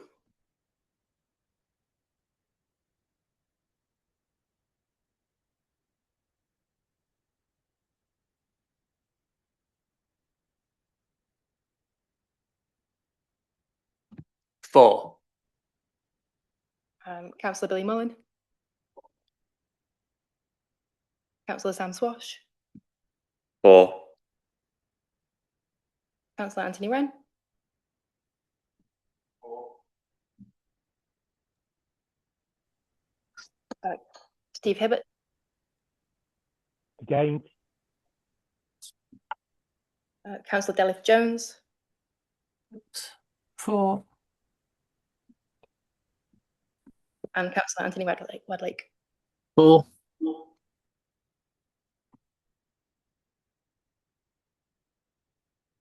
And Councillor Spittle. The vote's been carried. Okay. All in favour? Thank you.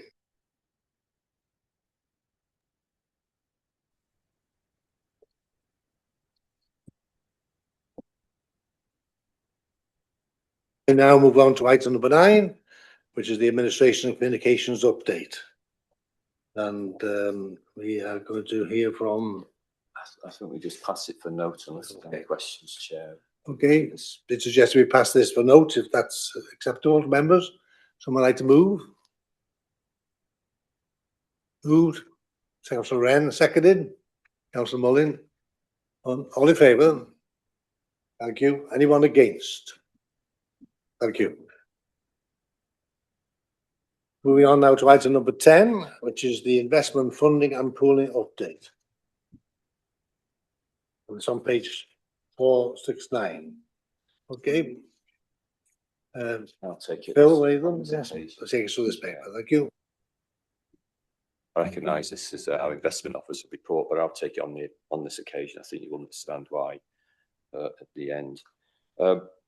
it is only for note, just to point out to members at certain points in the report. Business plan generally all up to date, everything's going to plan. On the risk side, yes, pooling, there's a lot of uncertainty around pooling, so we're recognising that in our risk register. And as the chair mentioned earlier, we do have this meeting with WPP IMCO after this committee. I'm certainly hoping that those risks now will be on the downward trend going forward as we get more certainty. A couple of paragraphs that I just point out is around paragraph 1.03. That's our good economy report. It's very hot off the press.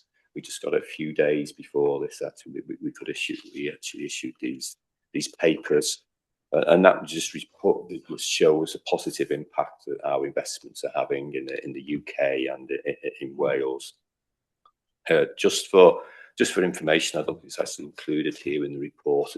WPP now have also commissioned a similar report from the good economy. So I think at the end of this year or early in the new year, they'll be publishing a report on an all Wales basis. So following our lead, if you like, we brought this idea to the WPP.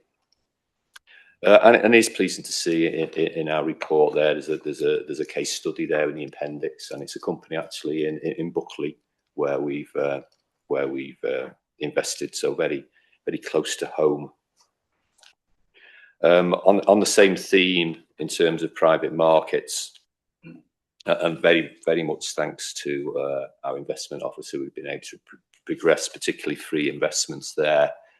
2 of them involve investing in SMEs in the Wales area, the top ups to what we've already had. A lot of work goes involved actually to making this happen, and also because we could see a pipeline of opportunities, or at least Capital Dynamics can, for renewable energy projects in Wales. We've also topped that up as well. So 60 million there in total. It should hopefully have a significant impact here in Wales. And I think the final point I wanted to make is really on the resources section.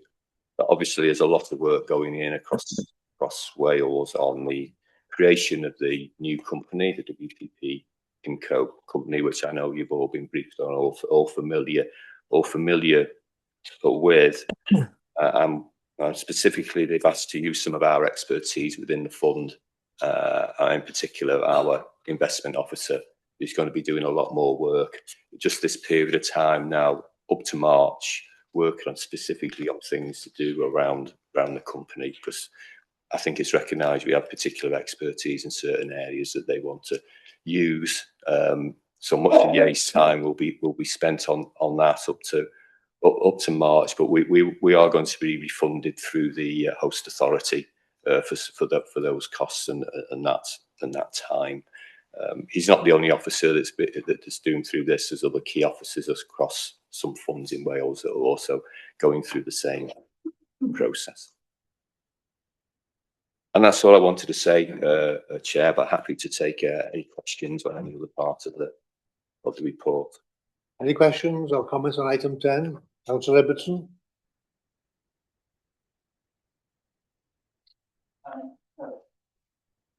Yes, sorry.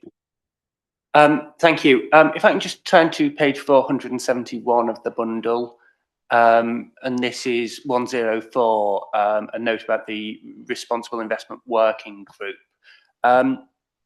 There's a couple of points on this. It says it's convened 4 times since the last update, and one of the issues that's been discussed is exclusions and divestment. I would ask how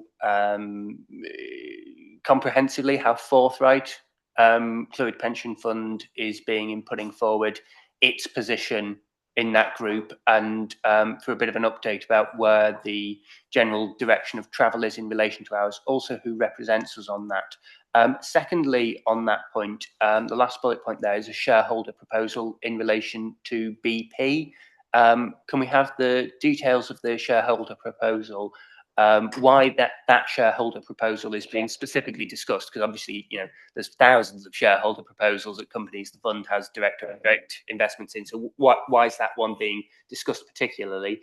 And what position is the RIWG sort of recommending on that proposal? Thank you. Yeah, I'll cover those points, and if I need, Yay will help me out. Okay. Includes who's representatives on the RIWG. It's both Yay and in the main attends. I also attend the meetings, and I've been attending, especially when just to manage the workloads. If you understand a councillor. In terms of the exclusions and divestments and how forthright we can be as officers and what we contribute, clearly we can put what we try to put together is the views of this committee, and we had some views already. It's in our investment strategy around conventional oil and gas, which is different to the rest of Wales. What we've got today now has been agreed today, is my understanding, is some wider exclusions that we've agreed. So that does give me a clear mandate from this committee to make those comments at those meetings. This is now extended. This is an officer group, the RIWG, but there is another group now being set up, which I know the chair has attended, which is an officer member group to consider this, to ensure we've got members' views on these matters as well around exclusions and divestments. The statements attached. There is ongoing discussions on where WPP will land on this, which is important to us, because at the end of the day, for us to be able to implement what we wish to do, it needs to be done via the Wales pension partnership. But clearly, the mandate from officers has been given today from the recommendations on the exclusion policy that's been agreed, and is for myself, Yay, and the chair in that group to put forward our views now as a committee. If that's okay on that particular point, I'll move on to the BP. I don't have the particular shareholder proposal right in front of me. I'm talking from my memory now. If you forgive me, we were asked whether we want to support this proposal as a WPP. It was around the capex of BP and how they're disclosing future investments around fossil fuels compared with renewable energy. So it was more about disclosure. And as a WPP, we have that group have agreed that we should support that along with other investors. I hope that answers all your questions, Councillor Robertson, but if there's something, please come back. Steve Hibbert, please. Yeah, thanks, Chair. Given the evidence of all the impactful and responsible investments that Clwyd has been able to make in the past and is currently still trying to make, I look forward to WPP IMCO's contribution to making those future investments in North Wales and our local area easier in future. Thanks, Steve. Councillor Ibbotson, you want to come back? Yes, thank you. If I can just ask members to turn to page 498 in the bundle, and this is part of the local investment reporting framework. Looking specifically at finance provided to small and medium enterprises, the chart there shows quite clearly that if you want investment in your SME from the Clwyd pension fund, a Welsh pension fund, it's far better that you're not based in Wales. We're investing far more in small businesses that are not based in Wales than those in Wales. But if you are based in Wales, it's far better that you're not based in Clwyd, because we're investing more in small businesses in the rest of Wales than we are in Clwyd. Basically, Wales gets a smaller share of our pie than the rest of the UK, and Clwyd gets a smaller share of our pie than the rest of Wales. I know we've discussed local investments before, and the difficulties in focusing things on a geographic area, but I do think that those statistics there lay bare a particular problem with our local investment strategy, in that it isn't delivering the community wealth building benefits that it could be doing.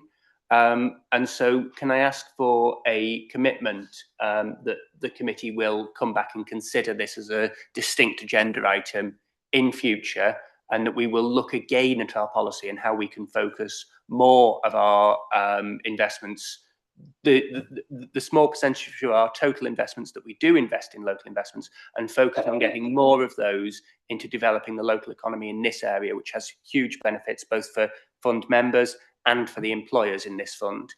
Thank you. Steve Hibbert, do you want to come in again?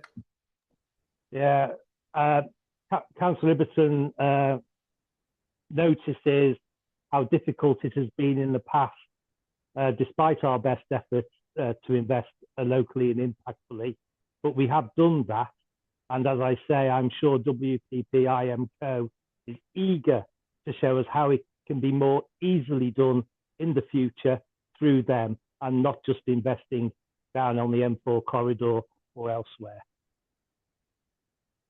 I think we've already made those comments quite clearly as reps of this particular board in discussions we've had with officers at WPP, and indeed with the new chief exec of IMCO. Okay, Phil, do you want to come back in? Yeah, just partly on Councillor Ibbetson's point. It is a fact, and it was discussed at I think the recent seminar. There was a seminar organised in investment in Wales by the WPP. There does seem to be some reason that more investment does go south. With the Development Bank of Wales, we've invested in. They look at it over Wales. But what we're asking our managers to do is look for the best investments. And I've been quite clear with them. They've now got an office here in North Wales that they're looking for the best investments. So this is more difficult than first meets the eye, Chair, to achieve. I think what we're trying to achieve here. I haven't got much else to add to that, other than it has been the intent. It's been the intent of committee. It's been the intent of the officers to do this and to ensure that it comes to North Wales as well. But it's not as easy as maybe some might think to be able to actually implement. Thank you. Sorry? I would prefer to arrange sort of more of a briefing session. You know, we have separate sessions on particular things, as we did for the FSS. I prefer to do that first, so we all have a full and can have a longer discussion on this, and then bring something to committee afterwards. That would be my preference, Chair, because I think it takes a lot of time, a lot of discussion. This is something that we've been doing. I've been personally involved in for over 10 years. There's a lot to this. There's a lot we can share. So I prefer to have more of a briefing than just coming straight to committee and being constrained by time. Okay.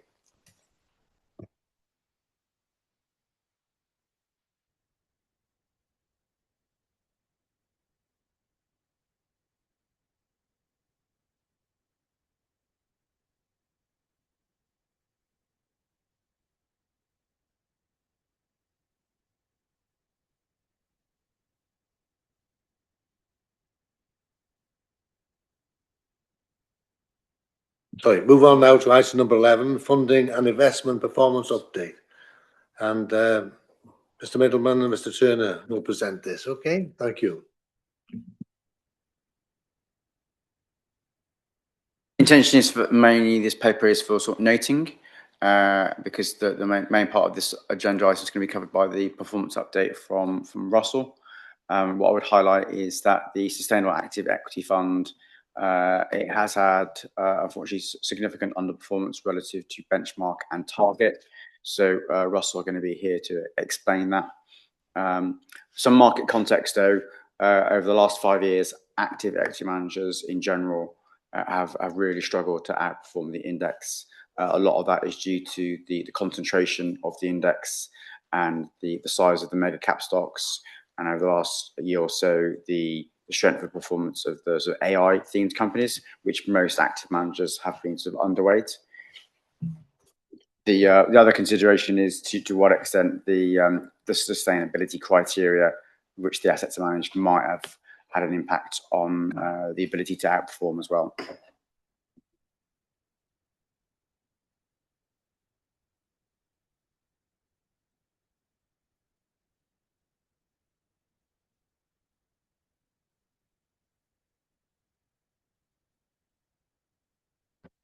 Hey, Paul, do you wish to know, please?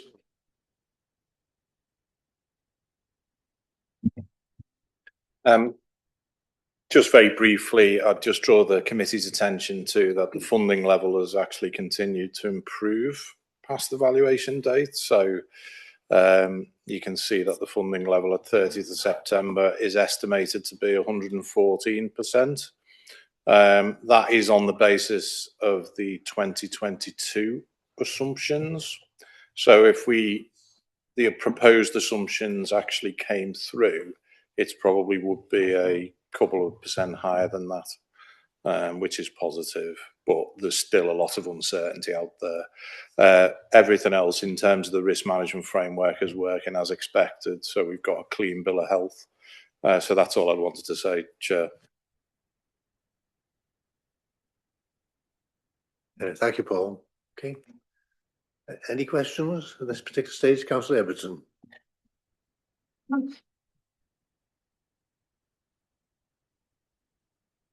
Thank you. If I can turn to page 520 of the bundle, this is page 2 of the appendix. On the right-hand side there, the bar charts obviously show the index performance of various classes of asset. And one thing that's particularly striking, if not unexpected, is that the sterling return on these is significantly higher and consistently higher across the board, as perhaps one would expect over the local currency return, obviously because of the weakness and increasing weakness of sterling, which has been a long-term trend for a decade or more now.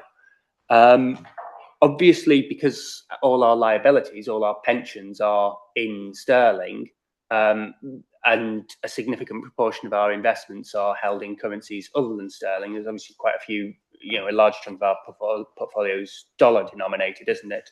The weakness of sterling helps us for as long as it is a continuing trend.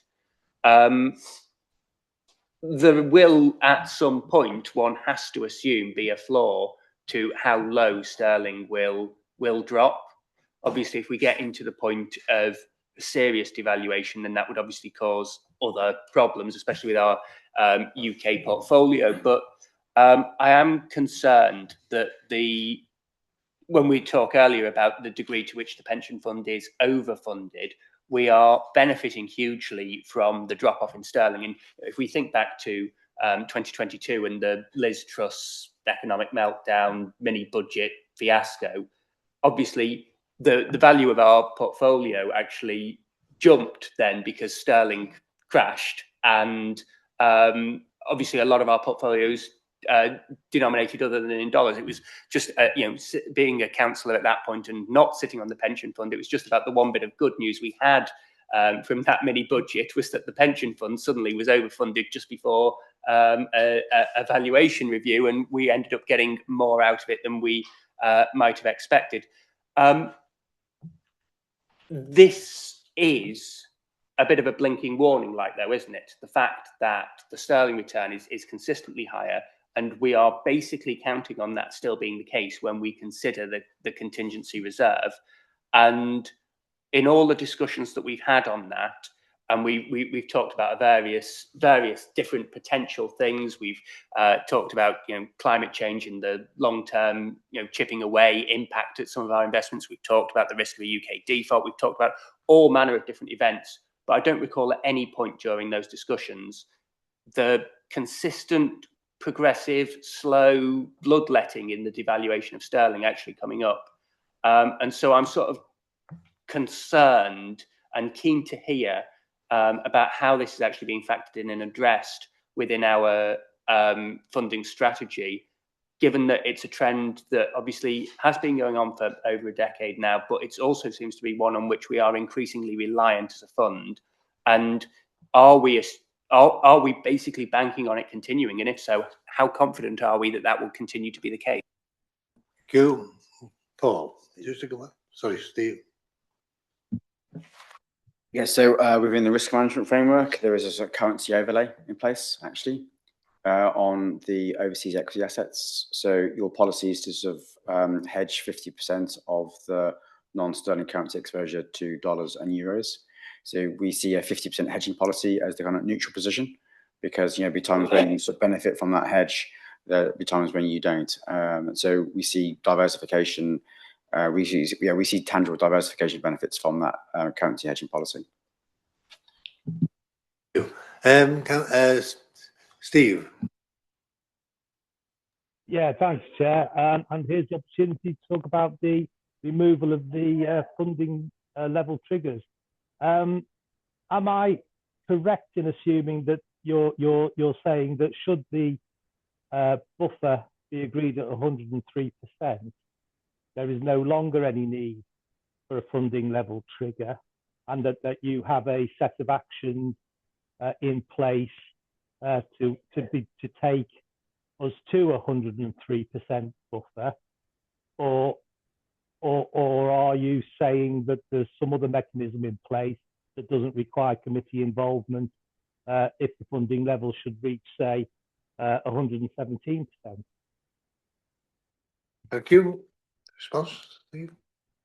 So in a previous paper, I recommended removal of the funding level trigger. That was mainly because from a sort of governance perspective, we didn't think it was needed going forward.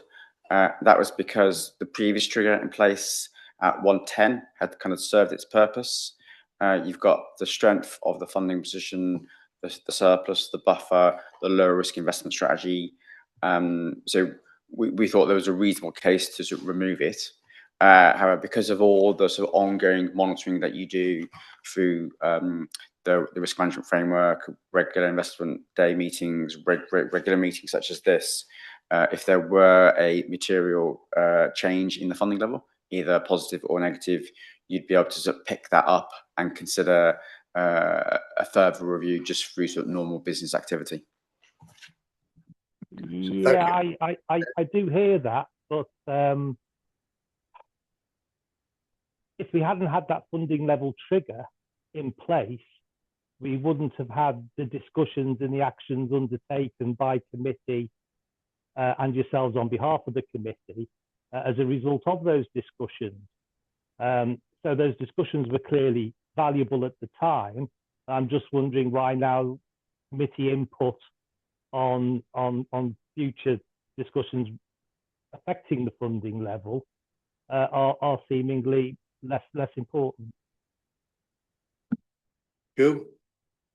The intention of the removal of the trigger, because, like I said, we believe that you'd have ample opportunity to consider further actions through the regular review of the funding level.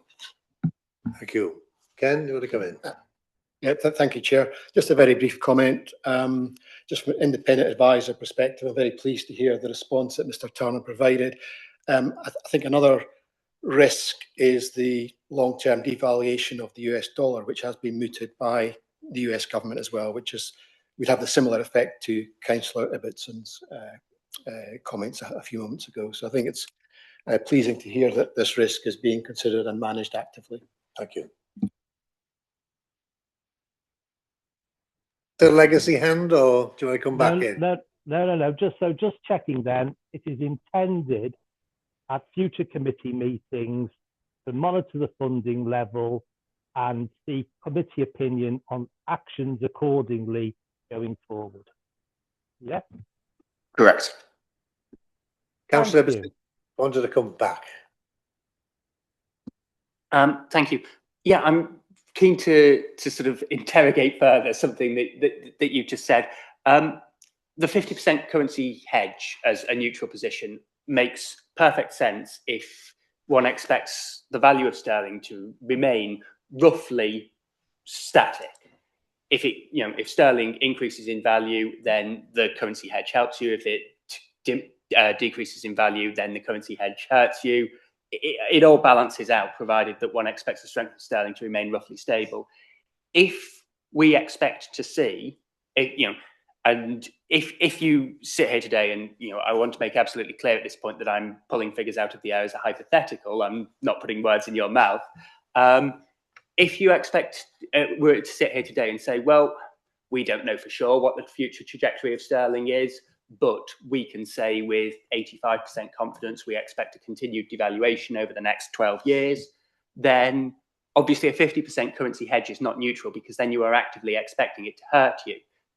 The counter argument is that if you reduce that currency hedge and then you are wrong with that 85% certainty, then you potentially get very, very stung because you don't have that hedge in place. Which kind of begs the question, where do we see the future trajectory of sterling going? And if we do anticipate, with a reasonable degree of confidence, a continued decline in the relative value of sterling, which seems to be where the market position is at generally, then surely a better argument is to reduce the active currency hedging, but increase the contingency reserve within the fund, because that way we do have additional money there if we need it, but that is being invested in ways that are likely to be more productive based on our analysis of market trends than using that as a currency hedge. So surely the likely better return is to increase the contingency and reduce the currency hedge. How do you have the answer, please? I think it might be a good training session to have in the future about the exact role of currency hedging in the portfolio in terms of how it's structured and what it's intended to do. We would describe the currency hedge policy that you have in place as a passive one. It's a strategic hedge, so it's not active, albeit it is reviewed on a sort of regular basis. But we see the strategic hedging of like 50% of the non-sterling currency exposure on the equities as the kind of a neutral position. Sterling actually has been sort of strengthening versus the dollar over the last year. That's why the currency hedge has benefited over that period. Can I call upon at this stage Aidan from Russell to come in, please? We've only got to 12. Yes, we need to be out by 12, so if you can consider the time factor, it'd be very helpful. So over to Aidan, thank you. Sure, thank you, and pleased to meet you all again, and great to be in new offices as well. So given time, I will just run through the agenda. We have brought Peter Donal, who is a senior portfolio manager and runs our fixed income funds, obviously including the multi-asset credit fund that you are invested in. Obviously, it's budget day. It's not happened yet. It's a shame. If it was afterwards, we might have had a little bit more to talk about. But if you do have any questions on kind of UK economy and the budget, Peter is ready as well. I will give a brief update on the Sustainable Active Equity Fund, and Alice will give an update on the private credit fund that we run for yourselves as well. With that, do stop us if you have any questions, and we will start and spend the bulk of our time with Peter. Over to you, Peter. Perfect. Thank you, Aidan. So I see that you've managed to pull the slides up. The first chunk of the slides are sort of about the market environment and as it relates to broader risk assets and also the multi-asset credit fund in the end.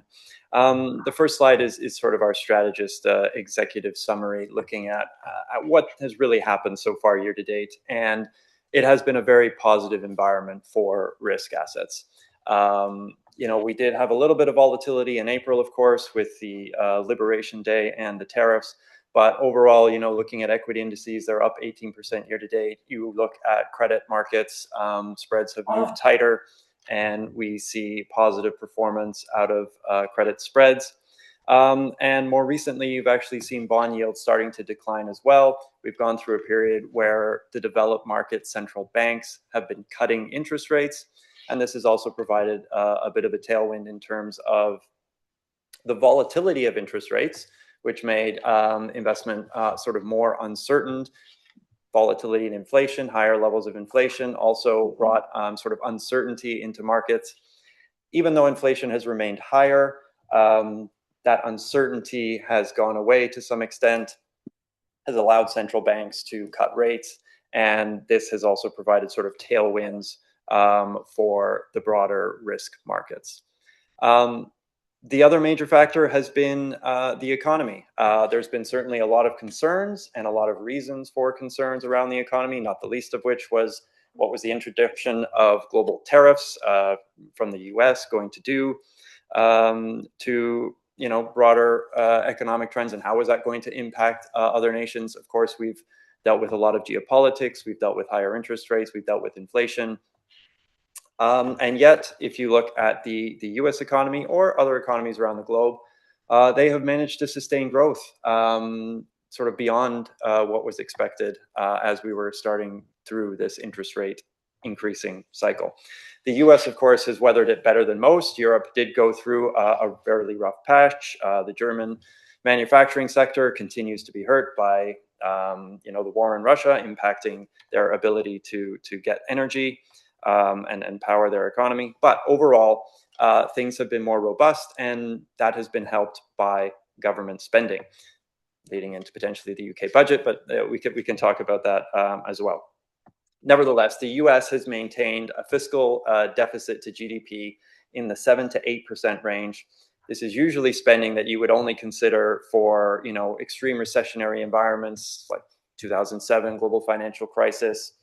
And of course, it made sense to do that during COVID when you're shutting economies down, but they have maintained this spending post, obviously, everything reopening up. We're now 4 years removed from most of that.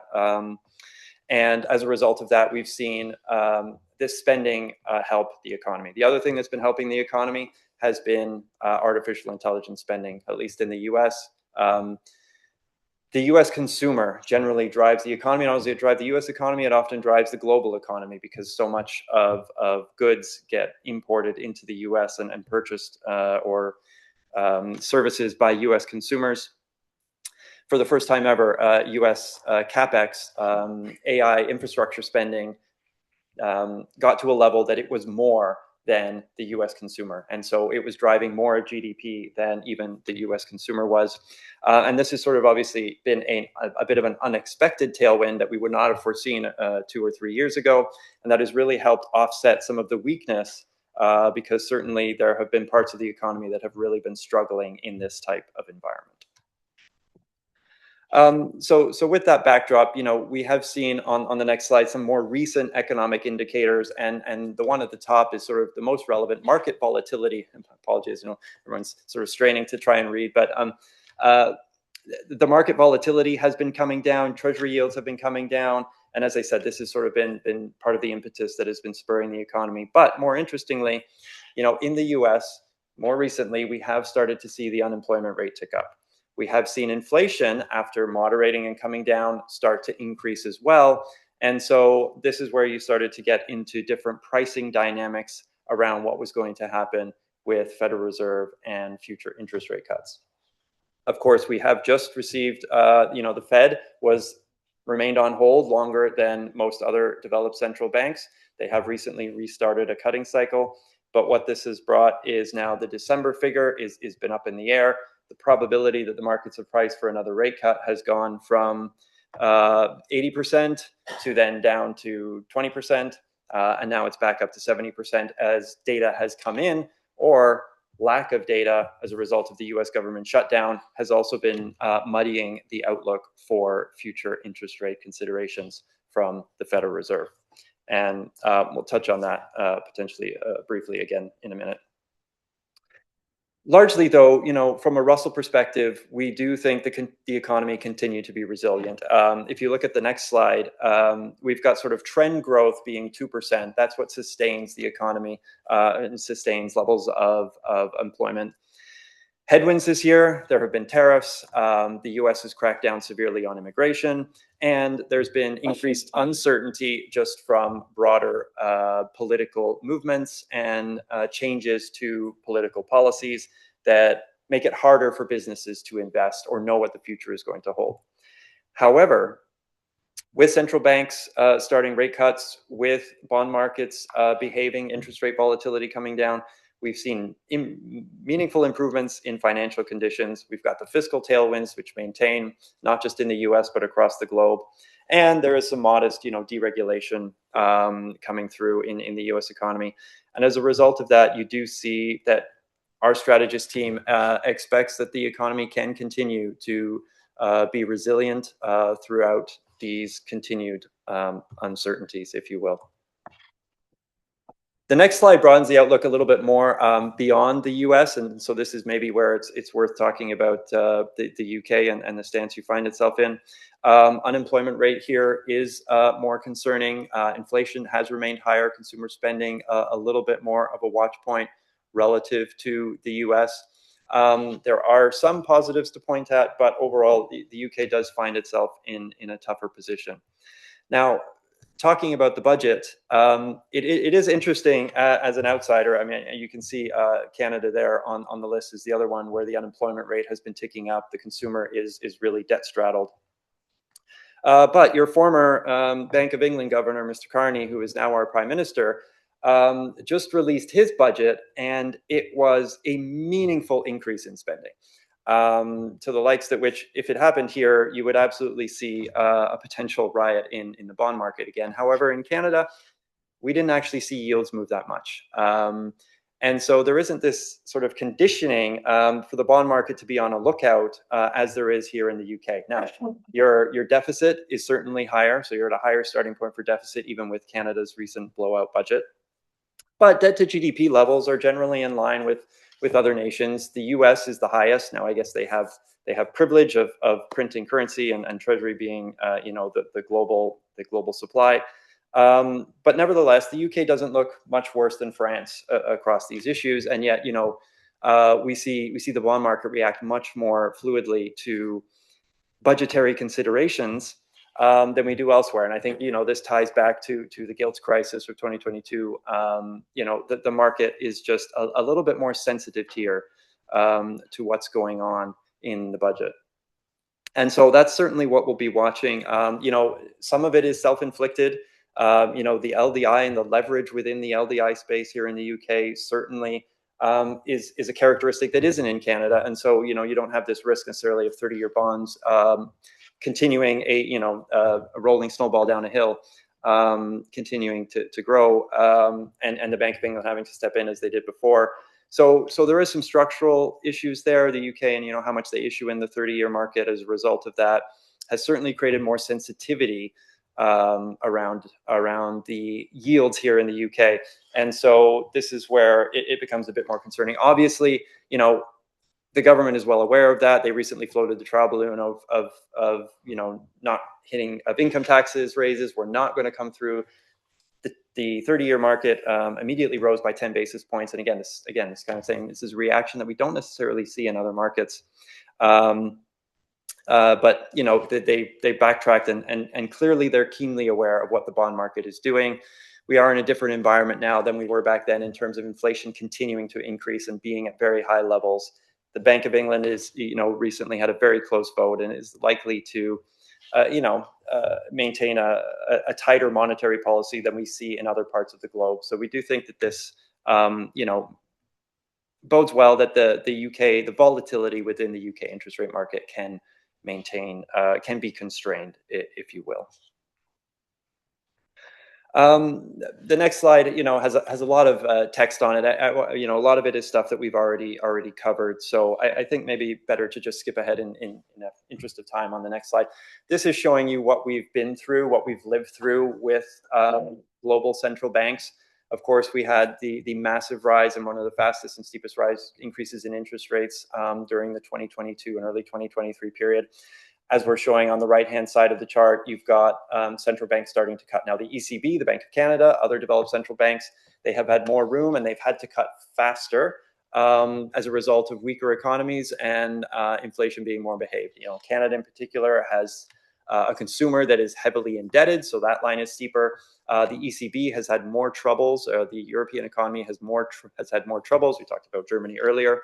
Whereas the Bank of England and the Federal Reserve had maintained a higher level of base rate policy, and that is as a fact of higher levels of inflation, maintaining the need for tighter policy, and in the US case, the economy running much hotter than usual.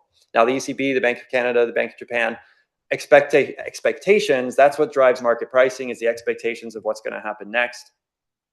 Those are likely done with their cutting cycles. They've reached a neutral rate. The market still does expect the Bank of England and the Federal Reserve to gradually make their way to a more neutral rate of around 3% over time.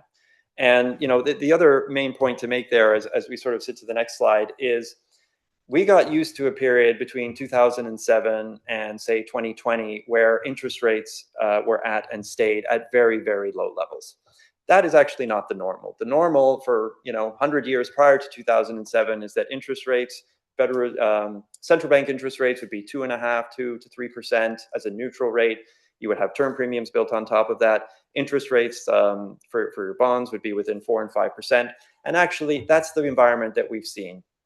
So on the left-hand side, you've got the UK and the US yields. And while there has maintained higher levels of volatility, that has started to come down. And if you look from sort of mid-2022 to 2025, interest rates have fluctuated, but they're at relatively the same level. This is, again, going back to the environment that we sort of lived through prior to the financial crisis and prior to all the global stimulus and quantitative easing and race to zero in terms of central bank yields. Global spreads are on the right-hand side. This is, again, the credit version of equity markets. So those have rallied to very, very tight levels. The next slide also looks at where credit spreads are in relation to where they've been over the prior 5 years. And actually, so if we focus this in terms of a multi-asset credit perspective, on the left-hand side, you've got investment grades. I'm on the next slide just as a reference. You've got some investment grade spreads where the current level is the tightest that it's been in 5 years. But on the right-hand side, some areas don't look as tight. And some of those are in securitized, which is where we're invested in multi-asset credit. Some of that is in global loans, which is another area that multi-asset credit invests in. And emerging markets is an area that has kind of actually been an underperformer for the better part of a decade. And, US dollar, certainly in the strength of the US dollar, has been a persistent headwind for emerging markets. Now that narrative has shifted. Emerging markets have a great year to date. And if we do see further US dollar weakness, that could be a strong asset class to be in over the next 2 to 3 years. So that's certainly reason why we are confident in looking at the forward-looking outlook for some of these sectors within the multi-asset credit product. I'll skip the next slide. Do a picture of where rates on the left have moved, where credit has moved, and where currency has moved. On the left-hand side, while you probably can't see it, the most notable thing is for most of the developed and emerging markets, interest rates were positive during Q2 and Q3, but you do see the UK there at the bottom of the list is having a negative impact. So we did see curve steepening in the UK. This is as a result of that budgetary uncertainty. So as other yields were rallying, longer-term yields in the UK were rising. Credit, though, down the middle, it didn't matter which sector you were invested in, investment grade or high yield, you were getting a strong tailwind to returns. And then on the right-hand side, we're actually talking about currency. A lot of questions around currency, but the US dollar continued to weaken. And as a result of that, you saw very strong returns from a multitude of currencies around the globe in a positive perspective relative to the US dollar. And just noting from a multi-asset credit perspective, this is a GBP hedged portfolio in itself. But you know, in a general investment sense, we do view currency as a potential source of diversification, especially when you consider it against, you know, equities, rates, credit, and other factors there. The next slide looks at sort of the fixed income lineup and sort of where multi-asset credit fits. It does have lower levels of interest rate risk than global credit, than government bonds. But it is a little bit higher on the credit risk spectrum, given that we're invested in high yields, we are invested in loans, and we are invested in emerging market debt. The next slide shows you how that all sort of fits together in terms of how we've structured the multi-asset credit portfolio on the left-hand side, and in the sort of smaller part inside of the pie, you've got your sector weights to things like high yield loans, securitized, emerging market debt, contingent convertibles, and convertible bonds. And so this drives what we would call our strategic asset allocation within this portfolio. So that would be sort of underlying benchmarks to all these sectors and building a portfolio that way. And then we layer on the active management, that's the outer ring. And so we have Barings, who is an active high yield manager, RBC, who runs their own multi-asset credit sleeve. We've got an emerging market debt manager, a loans manager, and US securitized there. And so putting that all together, you know, here's the sort of history and current sector allocation of the multi-asset credit fund. The lead up to everything I've said in terms of risk markets being very, very strong has led to very strong returns in this portfolio on a 1 year, on a quarterly, a 1 year, and a 3 year basis. So as we've rallied post the 2022 drawdown, which is when rates sold off, credit sold off, and fixed income investors saw meaningful negative absolute returns, that has reversed over that time, and we've seen, you know, very strong results coming back from risk markets and from interest rate markets.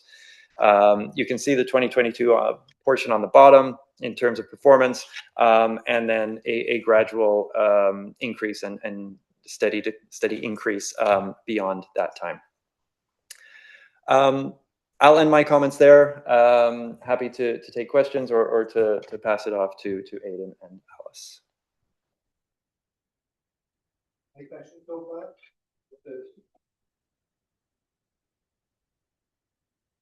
far? You've made reference to the fact that CapEx, particularly with AI, is sort of buoying, especially the US economy at the moment, and it is taking a disproportionate share relative to historical trends for the consumer.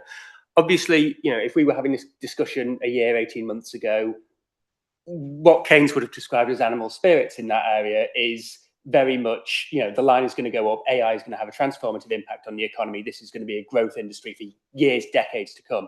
Now there's a lot more skepticism floating about, the narrative is beginning to change, that sort of risks becoming a self-fulfilling prophecy.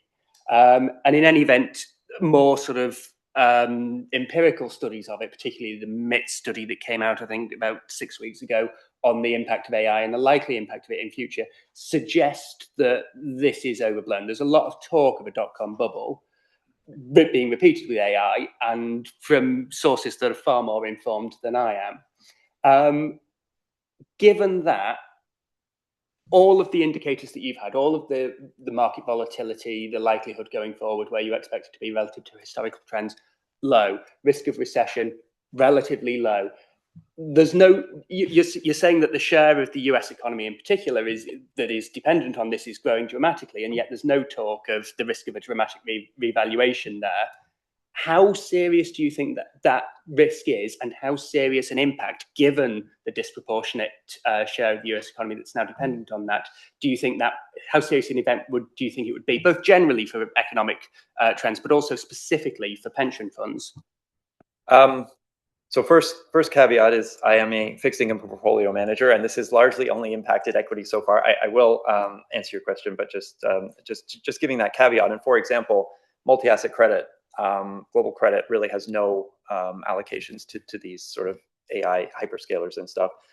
That has obviously been a very heavy equity story, and we've seen the Mag 7, the you know, whatever number it happens to be at a certain time as it changes, grow to a larger and larger, more concentrated share of equity markets. So leaving the economy aside for a second, if I look at equity markets and we say, you know what, this really does look like a bubble, I'm not actually against that view at all, because if you see the types of structures that has been going on lately in terms of, you know, NVIDIA investing in OpenAI so that OpenAI can buy NVIDIA chips, and this has been going on through many of the companies, that could certainly represent a headline risk to stock markets, because these names have become such a concentrated portion of the S&P 500. But that part of it doesn't necessarily represent, let's say, a broader market risk, in that you could actually see the headline index go down, but the other 493 names in the S&P 500 actually take some of that liquidity, as investors that sell usually have to invest, especially with the passive dynamics. That money has to go somewhere. So you may actually start to see it balance out the economy more. So then leading to the economy, you know, tying it to the dot-com bubble, they were laying fiber cables in 2000 because of what the internet was going to do to enhance the economy. And some of those fiber optic cables are actually still not even in use today, or have been put to use over the last 20 years, as opposed to they built it all up front, and they spent so much money and so much capex to put fiber optic cables everywhere, and then there wasn't actually the necessary supply or demand for it, sorry, and they had way more supply. But it did actually turn out to be useful, because now those were already in place as the economy has continued to grow over the next 25 years. This actually, I mean, if you want to get into history, it's not dissimilar to the railroads and railroad bubbles that we've been through history, where they build tons of railroads, all the railroads go bankrupt, but then, hey, they actually drive the economy for years and years going forward. We're probably seeing something similar here, in that there's too much being invested in these data centers and capex at one time, and that is going to result in some sort of jolt to equity markets, to the economy. But as AI is likely to be something that helps enhance economies and productivity for years in the future, these investments are just being made too upfront, and we will gradually sort of grow into some of the capacity. What does this mean for the broader economy and the risks of recession? It certainly increases, and actually to tie it into fixed income, these companies have actually started to issue debt recently, which is another sort of bit of a red flag in how this has all been funded through cash flows, but now they're starting to issue debt, and that's where you start to have more potential risks. What we're actually seeing is that, it's been the small businesses, it's been the lower end of the economy that has really, really struggled. And you could actually even call it rolling recessions in some cases. And the AI capex boom has actually masked the difficulties that the economy has been going through. And you're actually starting to see some, the Russell 2000, so the small cap index, was severely underperforming large caps. And actually year to date, the small caps has been a winner. And that's because, these small economies, or these small companies, and they actually were hurt by the rising interest rates, as many people expected, and they're starting to come out of this now. So the hope would be that less emphasis on AI infrastructure and spending to rely on the economy, but we actually see a bit more bottom-up, grassroots green shoots, if you will, that are able to sustain things. That's not to say there's not risks. There's always economic risks at all times, especially with an administration that changes policies on a whim. But there's no doubt they're also trying to goose the economy into midterms, because the last thing they want is a recession over the next 12 months, where they head into very important elections. Move on, please. We've got about 12 minutes left, I think, really. Thank you. Great. So if we move on a couple of slides, I think we've got 2 pops of 5 minutes for the remaining 2 funds. So the Sustainable Active Equity Fund, just as a reminder, this was one that launched in summer 2023. So we've been going for roughly 2 years now. And the original idea, as you can see on this slide, was to blend really goals of an investment outcome and a sustainability outcome over the long term. On the investment side, we currently utilize 4 specialist active managers, all with higher tracking error, but we blend those to give a more diversified diversified total sub fund. Yeah, as I say, from an investment perspective, whether that's kind of growth or value or various different styles, but also from a sustainability perspective. So that could be managers focused on SDG outcomes, ESG improvers, stewardship, and things like that. And we implement all of it using Russell's EPI methodology, or enhanced portfolio implementation. That basically just allows us to run the sub-fund in a more efficient manner. It allows us to reduce trading costs, but also as your sustainability themes evolve, for example, exclusionary policies, which I think was spoken about earlier, we can implement those through the EPI process pretty much overnight, as soon as they're handed to us.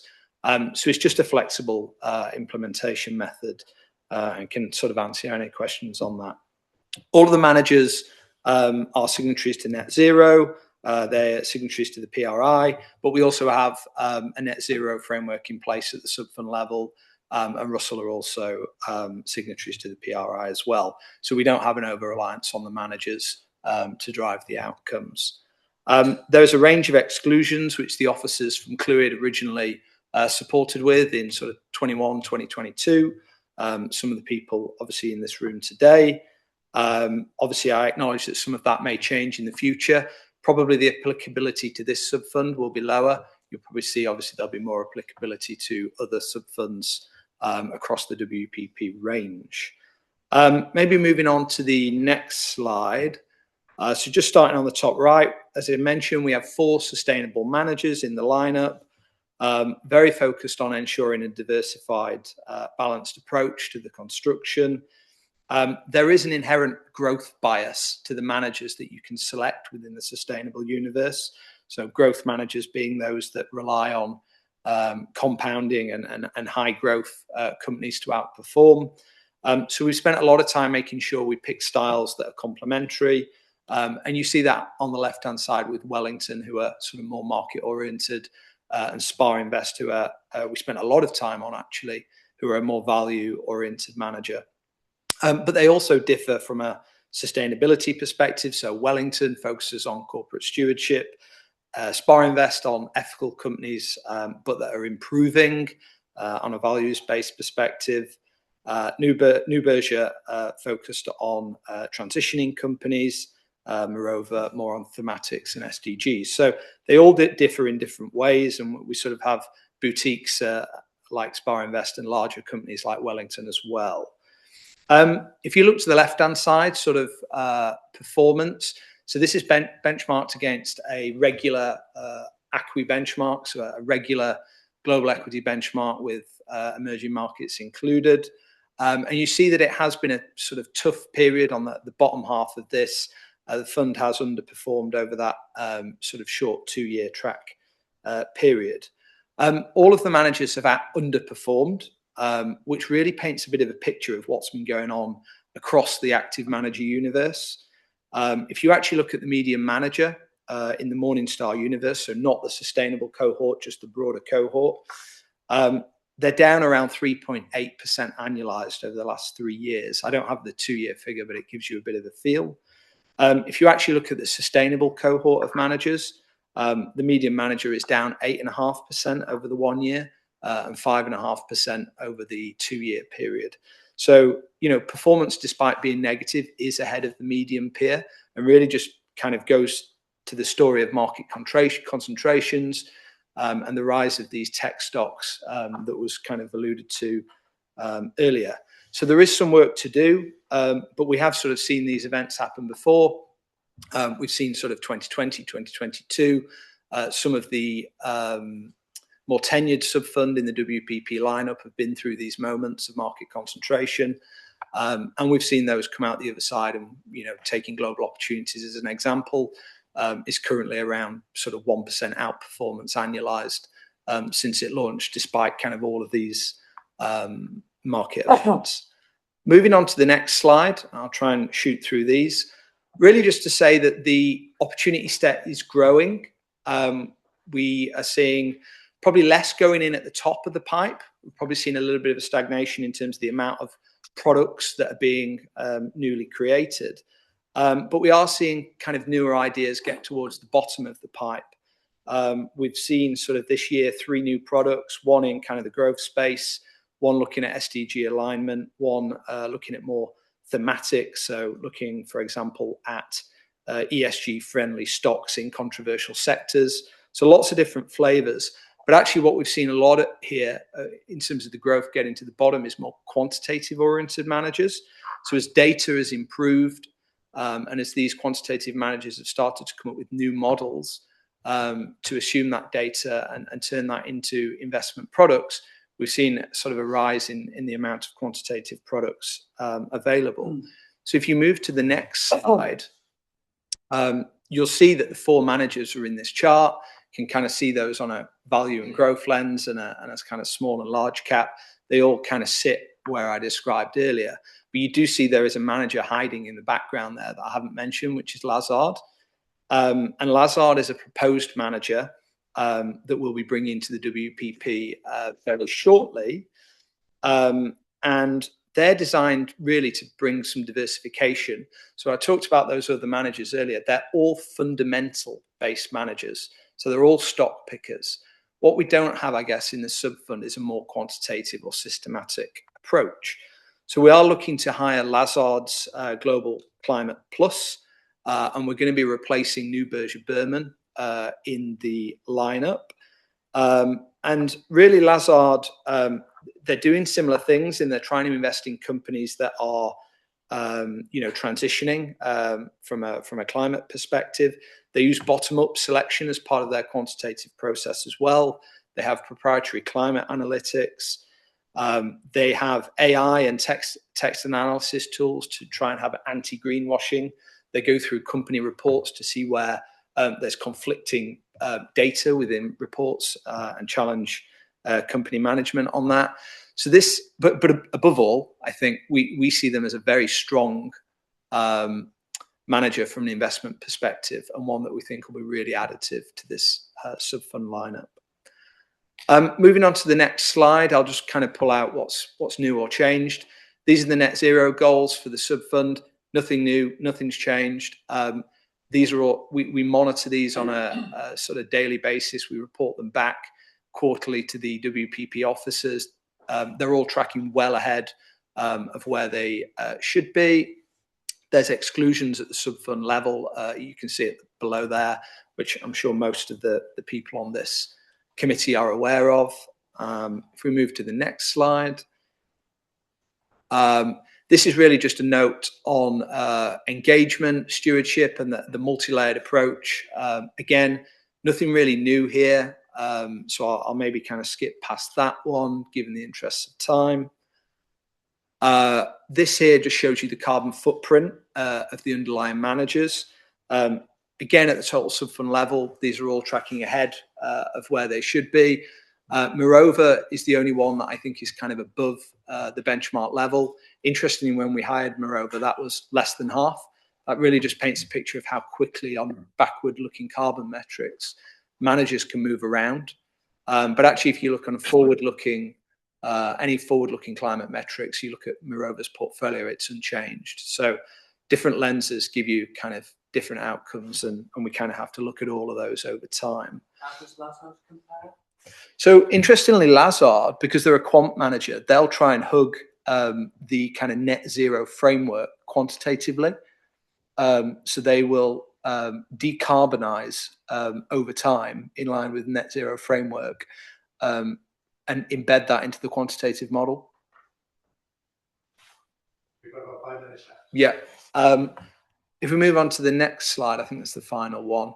Really just the Clwyd exclusions policy. So transparently really setting out all of the stocks that either don't meet the minimum objective or the fund's ambition so that you can see those. And really, if you do have any questions on those, you can obviously pop those on an email, and we can always answer questions through the WPP officers. Moving on to the next one. I think that might be it. Credit fund. Do you want to take this and then we'll do any questions after? Mm-hmm. Super. So conscious of time, so we'll keep it very high level. You can see up here the vintage one of the WPP Private Credit Fund. As a reminder, this was closed in 2023. And as of now, all the capital has been fully committed. You can see here we allocated that across 9 managers, and that was with the objective of providing a broad mix of debt across small to mid-sized companies, alongside selected real estate investments as well. And the current allocation of Vintage 1 sees a 5% target of investment in Wales, and that's a number that we've built on for Vintage 2. We're still really early in the cycle of this type of fund, so not all performance is entirely reflective at this point. But the portfolio is currently generating returns within or above the target range and consistent with the objectives. The portfolio remains well diversified, and we are starting to see some early distributions as some of the funds start to mature, which supports the long-term trajectory. And capital calls are expected to continue through the first half of 2026 as the remaining commitments are deployed. We expect towards the end of 2026, distributions will start to turn the portfolio towards its net positive cash flow phase as we complete that deployment for Vintage 1, and this will mark the shift towards the income generation for the portfolio. If we move on to the next slide, you can see here the Vintage 2. So as a reminder, this is really, really early days for this fund. This fund had its first close in June of this year, and this marked a new phase of deployment for us following the successful deployment of Vintage 1. So we've only made 2 firm commitments in this fund at the moment. And the first one of those was a commitment to Pluto, who focus on the deploying of capital across Wales. And that was an increased amount from Vintage 1 because we were sort of really happy with what we'd seen from them. And the second commitment is to a manager called Bayview, and that's a manager that we believe has a really sort of strong track record in the space. The final 3 names that you see here are sort of pipeline, no commitments been made, no decisions been made, but that's sort of where the portfolio manager's thinking is at the moment. Vintage 2 will continue to balance domestic impact exposure with global diversification through US and European strategies. And we'll employ disciplined deployment with an intentional focus on smaller, high-quality opportunities rather than sort of making those commitments straight sort of out the back and rapidly deploying the cash. If we move on to slide 3, or my slide 3, the next slide. So this is the pipeline of investments that Pluto currently have for local sort of investing in Wales. As a reminder, Pluto are sort of the local investor for Wales within the portfolio. I'm not going to butcher pronunciations here, but there are 3 sort of locations on here that are quite local to you. Pluto have got someone specifically in Cardiff deploying sort of capital and looking for loans, but they also have someone based in Manchester who's crossing over into Northern Wales, and they're working on these loans and opportunities as well. If we move on to the next slide. And here we've just got a case study of some of the work that they've been able to do in Wales. Appreciate this isn't quite local to where we are right now, but they're sort of very early in their deployment of capital. This development's situated in a coastal area with a high proportion of second homes. So this development was developed to support local housing needs and rebalance that regional market, providing affordable, high-quality housing for local residents and works addressing shortages in permanent housing. Got 19 homes in total, with 15 in the open market and 4 affordable. All of the subcontractors for this development are based within the area, with 100% of the suppliers operating within a 50-mile radius. And this serves as a model for the future regional investments that Pluto and us want to work on. And this is sort of highlighting how this targeted private credit lending can simultaneously support the SMEs, generate returns, and improve community housing outcomes. There's one more slide with a sort of final case study, but it's all the sort of same good stuff we've already talked about. So I will wrap up on that note.